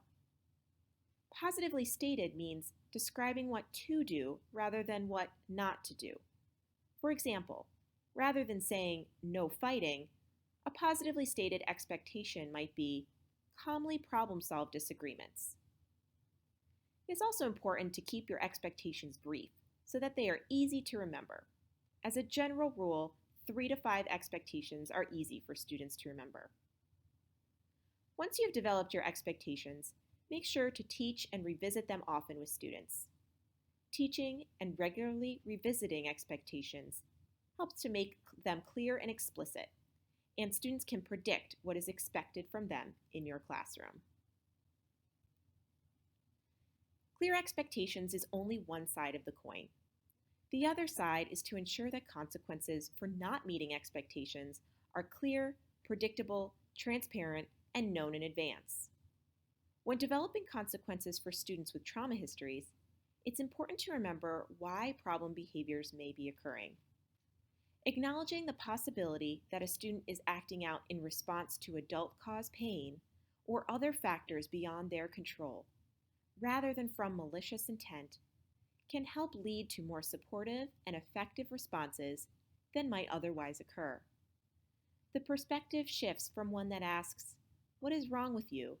to one that asks, "What happened to you and how can I help?" This perspective of discipline promotes empathy and caring, and ultimately fosters emotional safety in adult relationships with the student. Trauma-sensitive discipline recognizes that problem behaviors may have developed because they were adaptive or helpful in a trauma context, but not helpful in the school context. For example, a student who has experienced physically abusive relationships might have stayed safe by yelling at or hitting adults, but these behaviors are problematic in the school setting. The goal of trauma-sensitive discipline is to teach and promote alternative behaviors that are adaptive and helpful in school settings. This slide illustrates one example of pre-planned consequences for problem behavior, with a focus on building helpful or adaptive skills in the school context. It is clearly described in advance how the adult responds to problem behaviors in the classroom. For example, when a student is calling out, the adult responds by ignoring the problem behavior while praising other students, and using a nonverbal cue, such as a finger to the lips, to remind the student of the expected behavior. Additionally, these discipline strategies include cues for the student to use helpful or adaptive skills in the moment. For example, reminding the student that he or she can ask for a break is an appropriate way to get a brief break from work or an activity in order to refocus. Because they are pre-planned, these discipline strategies are predictable and consistent for students, helping to create predictability in the classroom environment when problem behaviors occur. Additionally, because they focus on cueing adaptive skills, they shift the focus to using discipline to help the student learn new skills and promote healing. Trauma-sensitive discipline recognizes that problem behaviors may have developed as a coping mechanism or for adaptation to a traumatic environment. considering a student's history and experiences when providing instruction in order to do no harm and to promote healing. Punishment-based strategies, such as removal of preferred activities, items, or privileges, should generally be avoided, as they are most likely to trigger or re-traumatize students with trauma histories. Caution should also be used when making phone calls home for discipline purposes, if students have traumatic home environments or abusive or neglectful caregiver relationships. Let's revisit the case of Julie and apply some of the trauma-sensitive practices we have learned in this module. The following scenario describes two different math classrooms that set the stage for Julie during the calm phase. In Math Class A, the teacher has posted the expectations at the front of the room and reteaches them at the beginning of each week. He allows students to work independently or with a partner, take breaks as needed, and elect for one assignment per week not to be graded. He checks in regularly with students throughout the period to see how they are progressing and to provide encouragement. When students have incomplete work, they understand that they do not earn participation points for that class period. In Math Class B, the teacher provides several pages of math problems that he expects students to complete in assigned groups by the end of class. He grades papers at his desk while the students work. It is unclear to the students how to ask for his help or how much talking is appropriate. When students have incomplete work at the end of class, he becomes visibly frustrated and says, "There will be consequences." Take a moment to identify which math classroom describes the use of trauma-sensitive practices, and pause the webinar if needed before advancing to the next slide. Math Class A best describes trauma-sensitive practices. The teacher in Class A uses and teaches clear expectations, provides choice in completing class assignments, uses interaction and encouragement, and uses clear, pre-planned consequences in response to incomplete work. Although it may be easy to identify which math class is utilizing trauma-sensitive practices, it may be more challenging to regularly use these trauma-sensitive practices in our schools. Take a moment to reflect on your current practice in school environments and consider the following questions. Do time or resource constraints ever get in the way of developing expectations and choice opportunities in advance? It's human tendency to relax when things are going well. How do you remember to relationship build by acknowledging the positive when it occurs? Let's take a minute to review what we have learned in this module. We discussed 3 trauma-sensitive practices to use with students to maximize the safety, empowerment, and predictability of school environments. These practices build resilience, buffer the negative impacts of traumatic experiences, lengthen the time the students remain in the calm phase, and reduces the likelihood that students will experience triggers and re-traumatization. These practices are to build positive, trusting relationships by maintaining more positive than negative interactions, provide choice whenever possible, and establish clear and pre-planned expectations and consequences. In Module 5, we will discuss strategies to use during the trigger, agitation, and acceleration stages to help identify triggers, mediate or eliminate the effects of triggers, and respond with empathy, space, and pre-identified classroom consequences. In summary, these trauma-sensitive practices can be used by all educators in day-to-day interactions with students, are fundamental to supporting all students who have experienced trauma, and serve as the foundation for more intensive supports for students with increasing needs. Welcome to Module 5 of Fostering Trauma-Sensitive Practices in Schools, Strategies to Minimize Triggers and Respond to Agitation and Acceleration. As discussed in previous modules, This introductory series focuses primarily on trauma-sensitive practices that are appropriate at the universal or Tier 1 level. Like many types of supports in the schools, it may be that some students require more individualized intervention. Those types of interventions are beyond the scope of this webinar. The strategies presented in these modules are meant to be able to be integrated into the everyday practices of all teachers and staff, resulting in safe and supportive environments that prevent trauma or re-traumatization. In Modules 1 and 2, we learn that many children may have experiences that could be considered traumatic. The extent to which these experiences are perceived as traumatic by the child depends on a variety of personal and environmental factors. We also learned that traumatic experiences can impact neurobiological and developmental factors, resulting in an overactive or hypervigilant alarm system. Module 3 introduced us to the traumatic stress response cycle. This cycle outlines the stages of escalation for all people. However, those who have experienced trauma are likely to escalate more quickly and remain escalated for longer than their peers. Module 4 focused on practices to extend the calm phase of the traumatic stress response cycle. We learned that building positive relationships, providing choice, and communicating clear expectations can provide safety, predictability, and transparency, as well as empower students in a way that may counter the negative impact of traumatic experiences. In this module, we will discuss strategies educators can use to identify and minimize triggers, as well as respond during the agitation and acceleration phases so that we decrease the likelihood of re-traumatization and the continued escalation to more dangerous peak behaviors. Therefore, this module continues to expand the educator's knowledge of trauma-sensitive approaches to use with students at each point in the traumatic stress response cycle. The first part of this module will focus on triggers.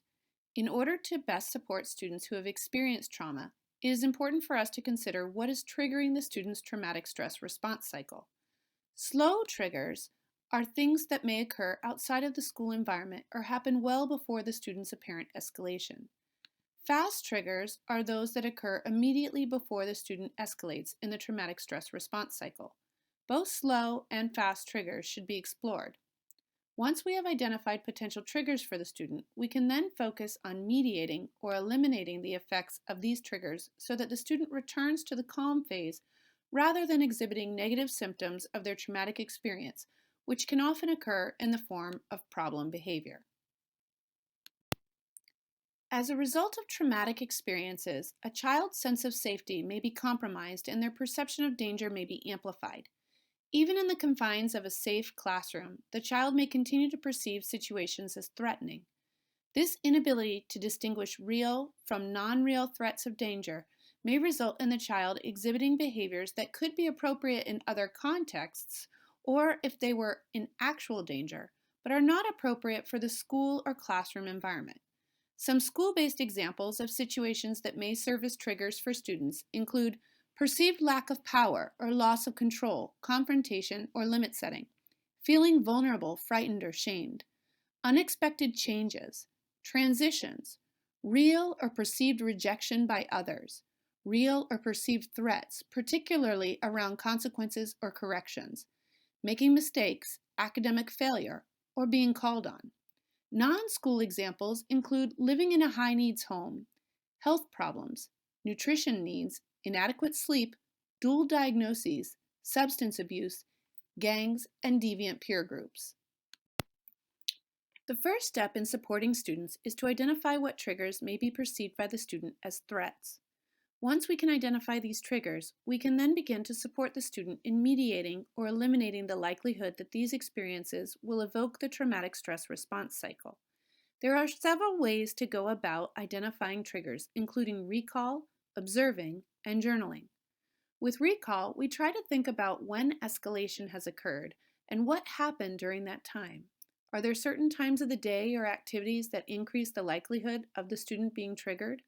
If someone was coming into your class and said, "I only have 10 minutes to see the student engage in the problem behavior," what would you do, or how would you create a situation that would likely result in the student having a difficult time and engaging in the problem behavior or being triggered? You may rely on your own experiences, but it can be helpful to ask other stakeholders, including the student, other teachers, and family members, when they see the student having a more difficult time managing his or her behaviors and emotions. If we want to use observation, we can start paying attention to different situations during which the student has an easier or more challenging time managing emotions or behavior, taking note of potential triggers. Finally, we may create a journal. Just like if a child was experiencing stomach aches on a regular basis, a doctor may recommend keeping a food diary to help identify which foods may be causing the sensitivity. Similarly, it may be helpful to record the time of day, activity, and triggers that occur when the student has a difficult time. This may provide valuable insight into the situations that may be causing the student to experience the emotional and behavioral symptoms related to his or her traumatic experiences. Here is a sample of what a trigger journal might look like. In this case, the teacher is tracking the time of day, the activity, the trigger, and the negative behavior that was the result of experiencing that trigger. Over time, it is likely that patterns will emerge, allowing us to then consider ways to help the student so that they no longer escalate as a result of these perceived safety threats. A variety of strategies exist to help mediate or eliminate the effects of the triggers, including modifying the context or environment, pre-correcting, or proactively warning and preparing the student for potential triggers, and ongoing counseling. Examples of ways in which we may modify the context to address triggers may be things like changing the student's seating, perhaps moving them away from or allowing them to face the door so that they are not as distractible to interruptions, modifying assignments such as decreasing the number of items on a page or interspersing easy and difficult problems to help the student feel successful, or altering the student's schedule by having frequent opportunities for breaks or moving students out of a class where they have frequent peer conflicts. Pre-correction involves preparing a student for situations where their traumatic experiences are likely to result in an overactive alarm system. For example, we may know that the student has a difficult time ending activities that they enjoy to transition to more challenging work, or they may struggle with large school assemblies. Preparing the student by reminding them of the expected behaviors prior to these challenging times can provide them with the tools they need to remain or return to a calm state despite potential triggers.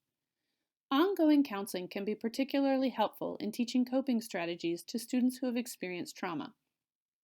Learning alternative ways to respond to difficult situations, such as deep breathing, taking a break, or expressing feelings in appropriate ways, can help to get students back on track rather than to escalate within the traumatic stress response cycle. Similarly, teaching students ways to communicate better with peers and adults around them may help to decrease the potential problem behaviors while simultaneously increasing the protective factors and positive relationships in the child's environment. When we say problem behaviors, we may be talking about behaviors that occur during the peak of the cycle. But if we focus on behaviors that occur before the peak, during agitation and acceleration, we can open up our options with respect to how we can and should respond, giving teachers and staff a wider toolbox. Some students may have a behavior support plan, in which case you should always follow that plan. However, for those students who do not have a specified plan, responding using a trauma-sensitive approach will increase the likelihood that the student will experience success in the classroom, while decreasing the likelihood that the student will experience re-traumatization. With agitation, the student is saying, "Leave me alone," either verbally or non-verbally. When the student is in the agitation phase, it's important to provide the student with both empathy and space. With acceleration, the student is testing the limits and trying to get others to engage. In this case, we must ensure that we follow through on pre-identified and taught classroom consequences.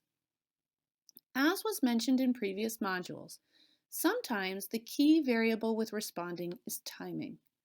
It is appropriate to respond with empathy and space during the agitation phase of the traumatic stress response cycle, but waiting and responding with empathy and space during peak behaviors may create a situation that is either unsafe for the student and/or others in the area, or where the timing between triggers and peak behaviors is shortened over time so that the student becomes increasingly volatile. Similarly, the timing of classroom consequences is also a significant factor. With consequences, It is not quite as much about the timing of implementing them as it is the development and clarification of them.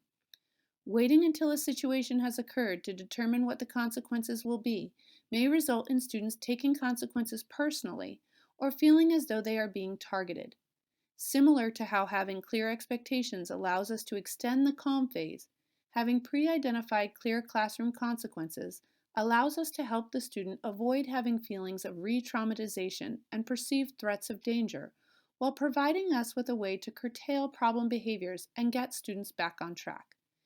Given the potential for intervening in a manner that supports students to be more successful in the classroom, it is important to become familiar with the types of behaviors that suggest agitation and acceleration. Behaviors that suggest the student is entering the agitation phase of the traumatic stress response cycle include being off task, moving around the classroom, being unsettled, increased fidgeting, staring off into space, nonverbal responding, and signs of withdrawal. Essentially, the student is saying, "Leave me alone," verbally and nonverbally. This is really where the change from what is wrong with you to what happened to you goes from theory to practice. This is the opportunity to express empathy, understanding, and concern. Teachers can provide the student with choices and appropriate alternatives to escalation.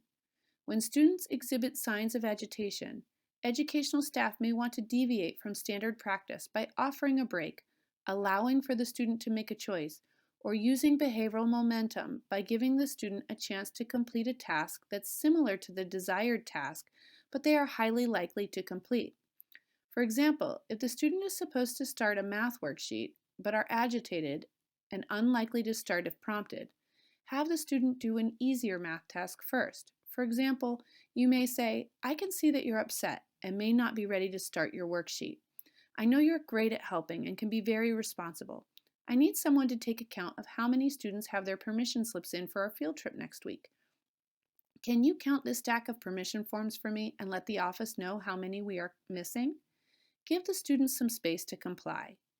Once the student complies, then you may praise the student and present one or two additional short activities the student is likely to comply with.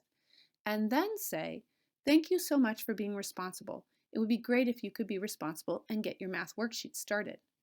Remember, in this case, the teacher is communicating empathy and considering deviations before serious problem behavior occurs.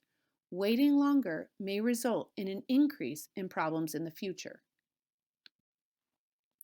When we see the student engaging in behaviors such as being off task, pressing buttons, arguing, intimidation, verbal abuse and threats, being non-compliant, shutting down or isolating, being out of their seat, or avoiding work, it's likely that they have entered the acceleration phase of the traumatic stress response cycle. The student is testing the limits, and unlike in the agitation phase where they are saying, "Leave me alone," here they are trying to get others to engage. Approaching this in a way that's trauma sensitive means that the teacher should avoid escalating prompts. Escalating prompts are ones in which adults argue with or try to convince the student that the student is wrong and the adults are correct. Touch the student or move into the student's space, engage in a power struggle, eye-rolling, shouting, or banging. The teacher must remain calm, be respectful, and be detached rather than take the student's escalation personally. Finally, the teacher should use non-confrontational limit setting. This form of limit setting is accomplished by ensuring that consequences have been previously reviewed, presents outcomes as the student's decision, and requires consistent follow-through. For example, a teacher may say, "Right now, it's time to start your math, or a note will be sent home, and you will need to stay after school tomorrow to finish it. You have a few seconds to think about it, and when I come back, I will need your answer." Then the teacher would walk away, disengage, and return a few moments later for the student's decision. When proactively reviewing consequences with students, we must be sure to be clear that once the teacher returns, that is the time for the decision, and the consequence will follow, even if they change their mind later after the consequence has been delivered. "Okay, I'll do my math," or "Fine, I'll sit down."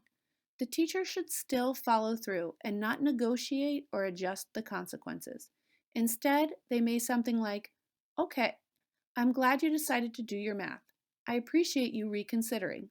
A note will still be sent home, and you will need to stay after school tomorrow." One of the most important factors for being trauma sensitive at the acceleration phase is for the teacher to ensure that expectations and consequences are clear prior to problem behavior.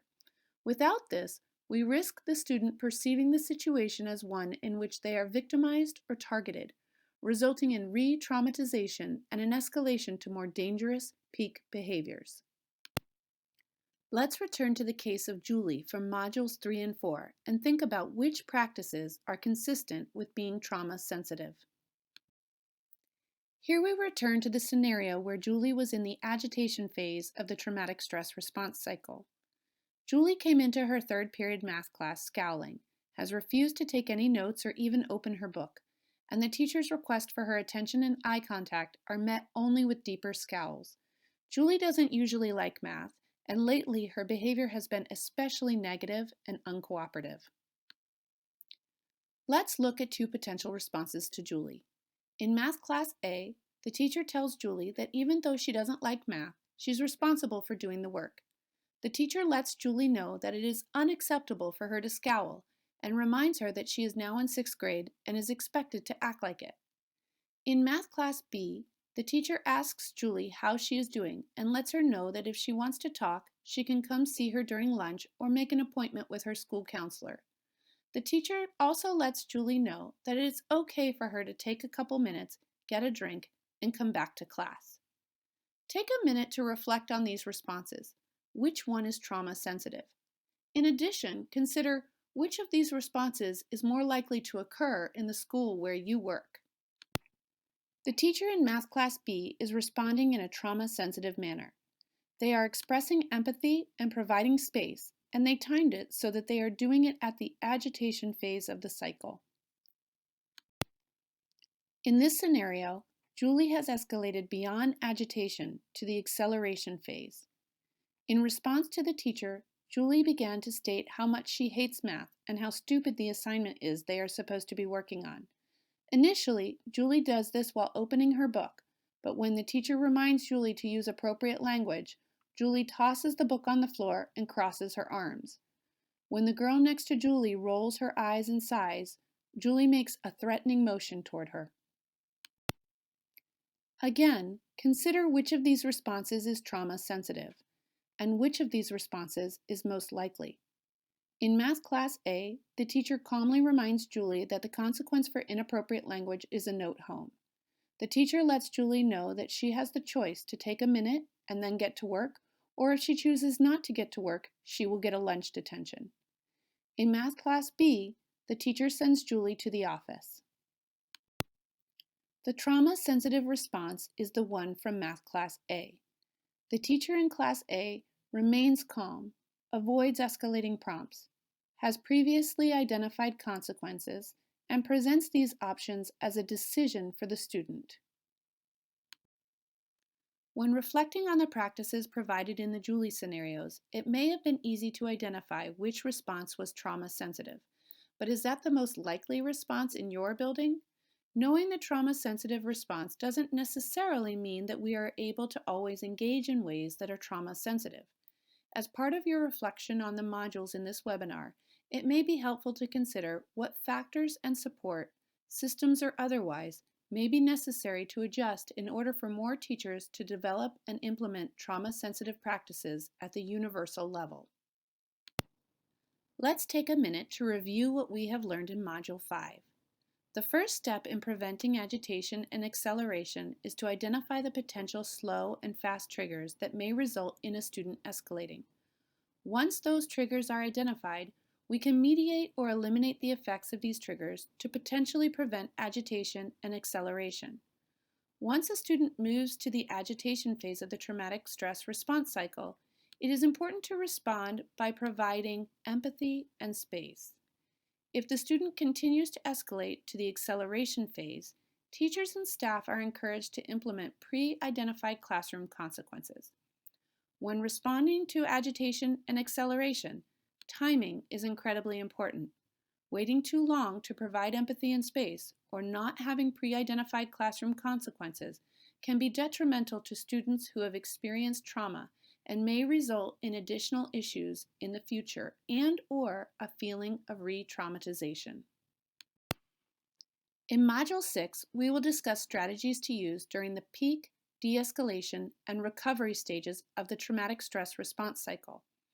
Emphasis will be on maintaining safety, physically and emotionally, as well as providing ways to debrief situations with students so that escalation is less likely to occur in the future. Once again in Module 6, timing is a critical consideration during these phases of the cycle. Practices that may be considered trauma-sensitive when implemented at the appropriate time may increase potential problems and triggering events when misapplied. Like the strategies outlined in the previous module, strategies to extend the calm phase, the strategies in Module 5 and those that will be presented in Module 6 are designed for implementation at the universal level. They are the classroom and school practices that will contribute to a foundation of support for all students. Welcome to Module 6 of Fostering Trauma-Sensitive Practices in Schools, Strategies to Maintain Safety During Peak, De-escalation, and Recovery. As discussed in previous modules, supports for trauma can be organized by intensity to create a comprehensive support model that meets the needs of all students. This introductory series focuses primarily on trauma-sensitive practices that are appropriate at the universal or Tier 1 level, building positive adaptive systems in safe and supportive school environments to prevent trauma or re-traumatization. Some students will require more individualized intervention, which is beyond the scope of this webinar. The strategies presented in these modules are meant to be able to be integrated into the everyday practices of all teachers and staff with all students. In Modules 1 and 2, we learned that many children have experiences that could be considered traumatic. The extent to which these experiences are perceived as traumatic by the child depends on a variety of personal and environmental factors. Module 3 introduced us to the traumatic stress response cycle, which is experienced by all people, while those who have experienced trauma are likely to have hypervigilant or an overactive alarm. That is, they tend to escalate more quickly and remain escalated for longer periods than their peers.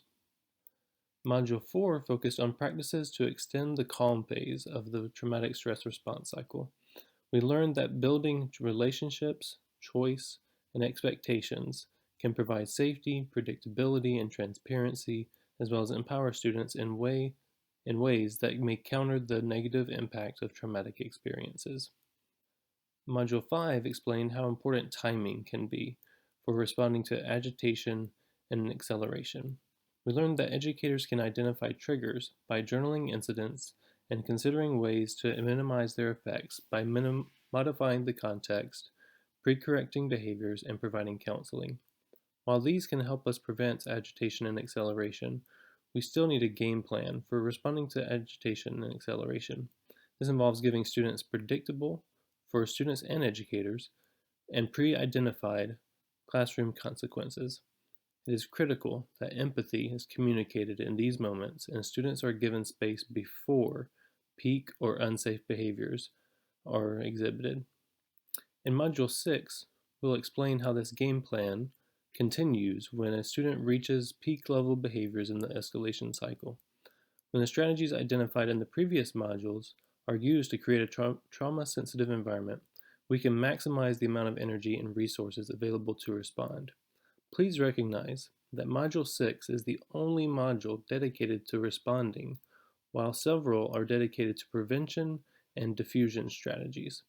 This is intentional, as research shows that while good de-escalation strategies can keep everyone safe, the most trauma-sensitive educators are those that invest the majority of their time and resources into preventing and diffusing cycles of escalation.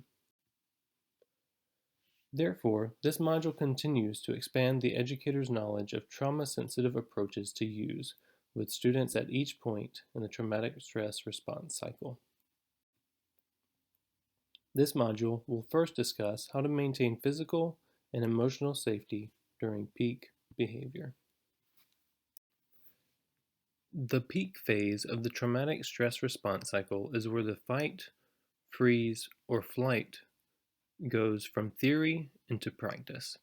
This is the opportunity to recognize that students demonstrating these behaviors are typically not cognitively or emotionally prepared to rationalize with an educator about the choices they are making. Timing is everything at this point. At this point, a student should have already been exposed to positive interactions, choices, expectations, empathy, space, redirection. Educational staff, from the best intentions, may attempt to use prevention strategies now, during peak behavior. For example, if a student starts throwing items and ripping papers, educators may provide overtly positive interactions, such as, "I am here for you and want to help you." Give choices, such as, "What can I do to help?" Provide access to special items, such as, "Look, here are the scissors you were wanting." But unfortunately, providing access to such special attention and negotiations can often reinforce dangerous behavior by demonstrating to the student that the best route to attention, choices, and negotiation is aggressive behavior rather than calm behavior. Unfortunately, many traumatic experiences and environments lead some youth to using peak behaviors to communicate their needs and feel heard in environments where expectations are more arbitrary. The role of trauma-sensitive practices are to establish emergency procedures that are predictable across settings and staff. Trauma-sensitive practices apply these procedures in a predictable, transparent, and consistent manner.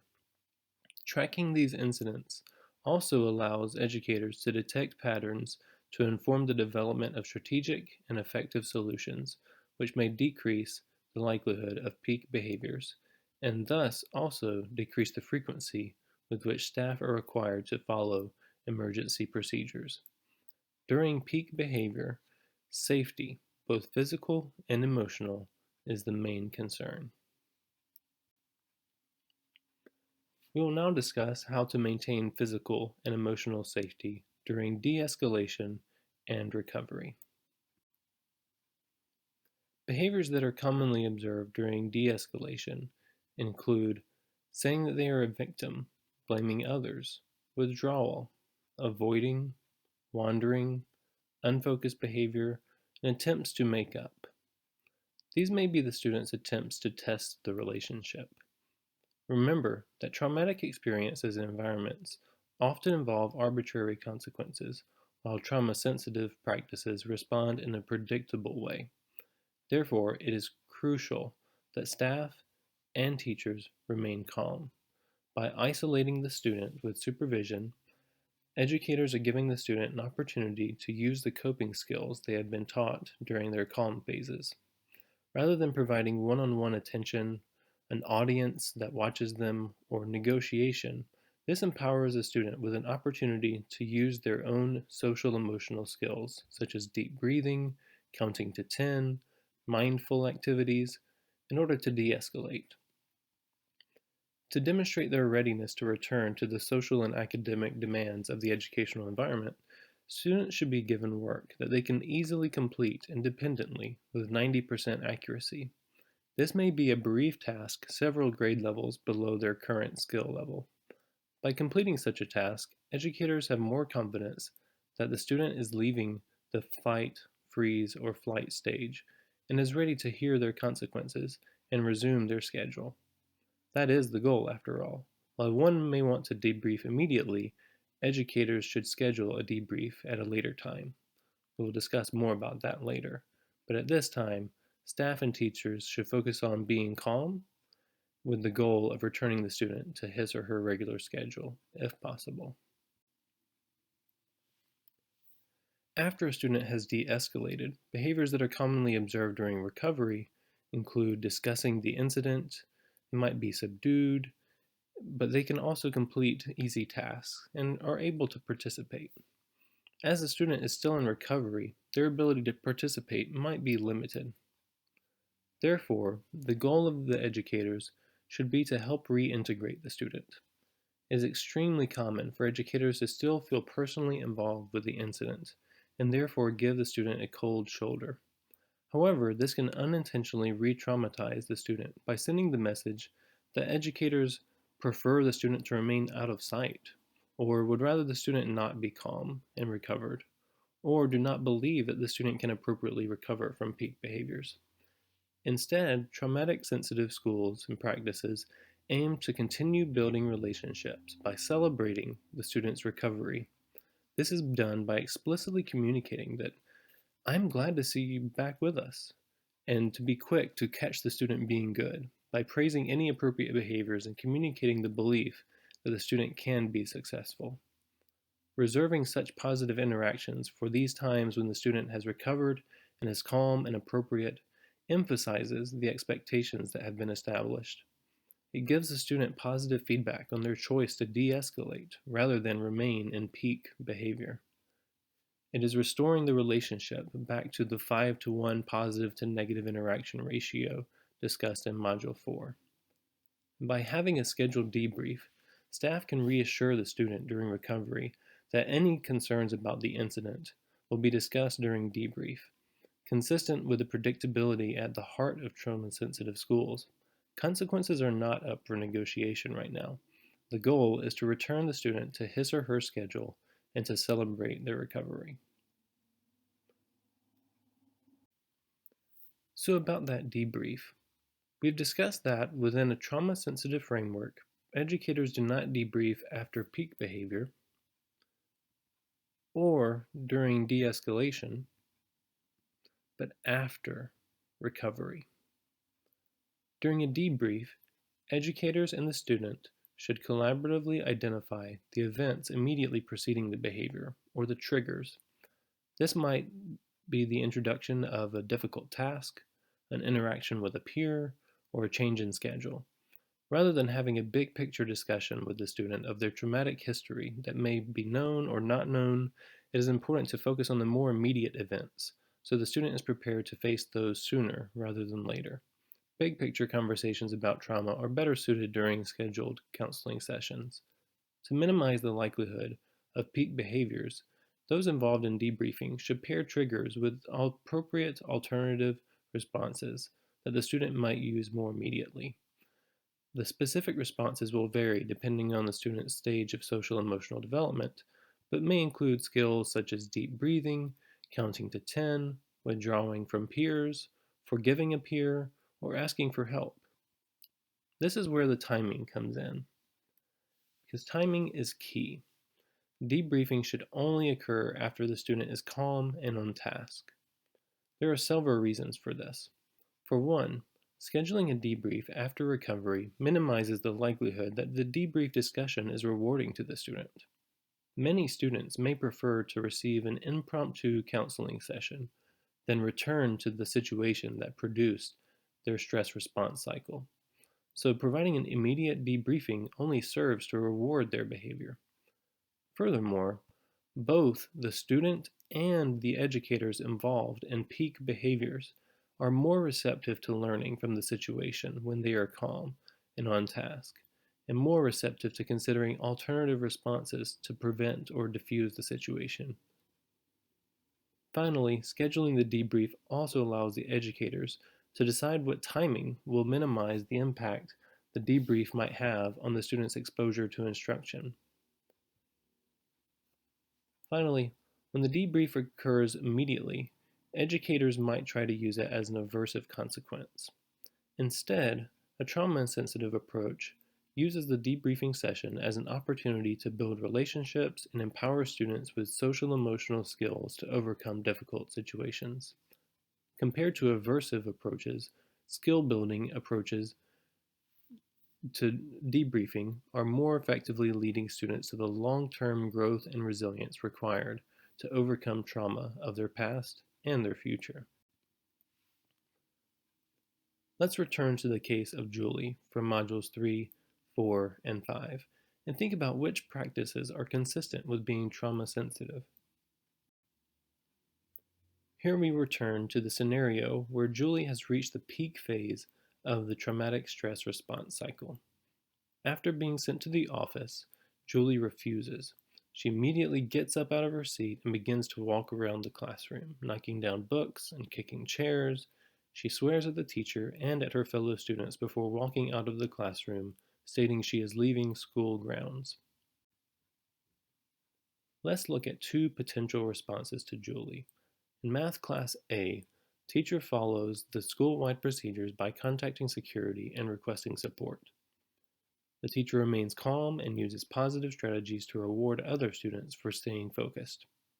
In Math Class B, the teacher is very concerned for Julie's safety and attempts to talk Julie back into the classroom. When Julie refuses, the teacher calls the support team, who all respond and focus on encouraging Julie to go down to the office. Take a minute to reflect on these responses. Which one is trauma sensitive? In addition, consider which of these responses is more likely to occur in the school where you work. The teacher in Math Class A is responding in a trauma-sensitive manner. By following the school-wide procedures, they are transparently and predictably giving Julie physical safety and emotional safety. In this situation, the school sends only the personnel required to maintain Julie's physical safety. Consider this. If physical safety is the concern, then there is no need for an audience of persons unnecessary for physical safety. This might endanger her emotional safety by either rewarding her with excessive attention or exacerbating her anxiety. It also minimizes the potential for a power struggle. After Julie is escorted to the office, let's look at two potential responses to Julie in the office.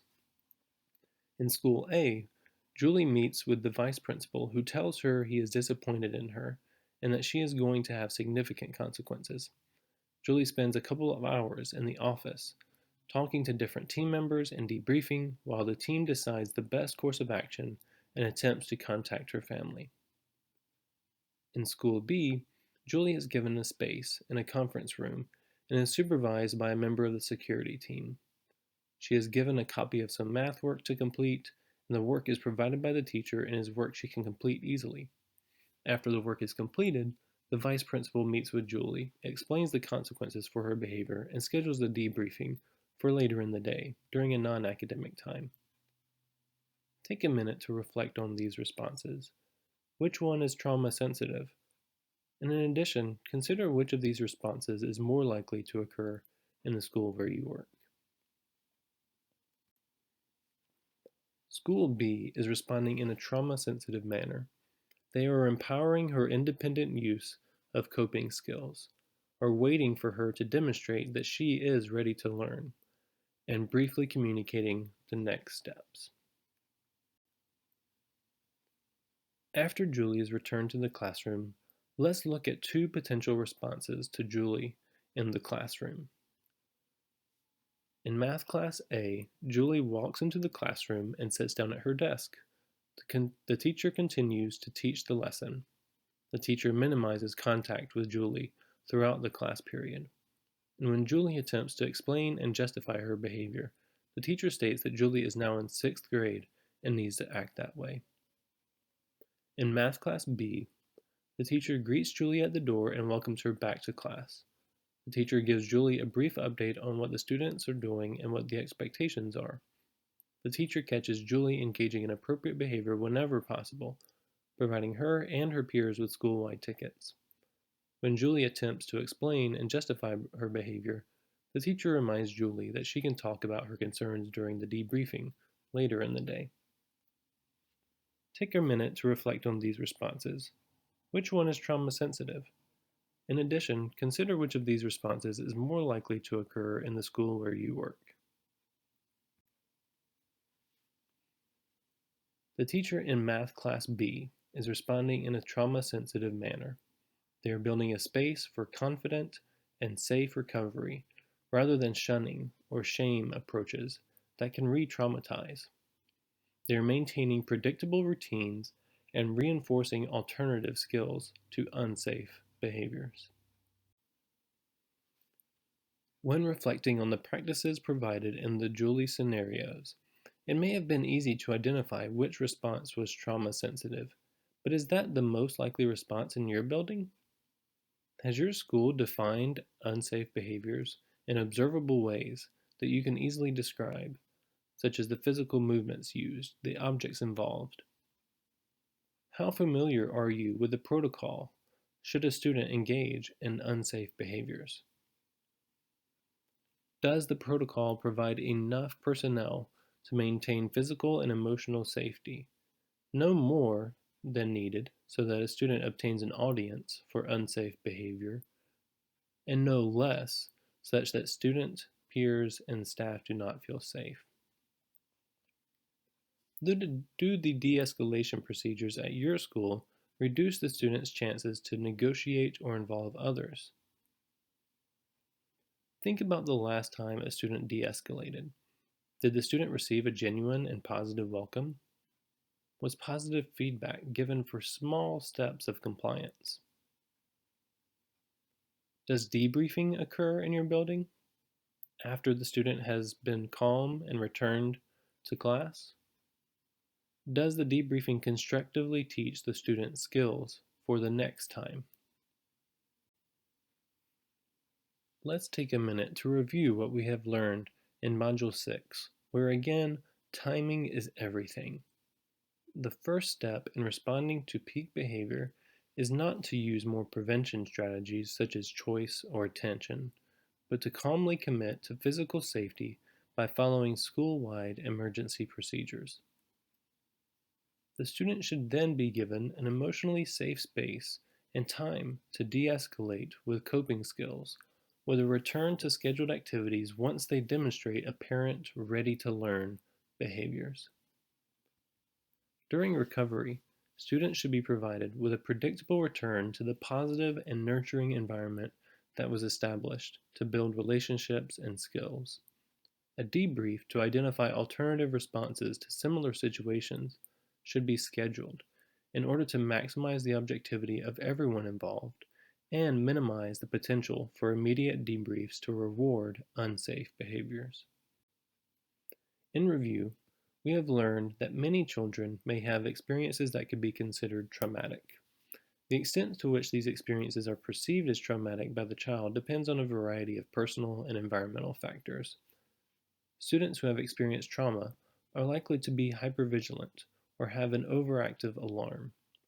Educators can provide trauma-sensitive environments to promote resilience by extending the calm with positive relationships, empowering choices, and clear expectations. They can identify and minimize triggers and respond to agitation and acceleration behaviors with empathy, space, and pre-identified classroom consequences. When peak or unsafe behaviors are demonstrated, trauma-sensitive practices are carefully considerate of timing in order to prioritize physical safety, independent coping, and scheduled skill building at the most opportune times. Which brings us back to the relationships that give safety, the choices that empower, and the expectations that establish predictability and transparency for all students. We hope these 6 modules have assisted you in the learning objectives of learning the definition, prevalence, and potential impact of trauma in children, to become familiar with the traumatic stress response cycle, and to learn trauma-sensitive approaches to use with students at each point in the traumatic stress response cycle. The following is a list of references for these modules. Content for these modules was developed by the Connecticut RESC Alliance in collaboration with the University of Connecticut. For more information, consultation, or training, please contact your local RESC.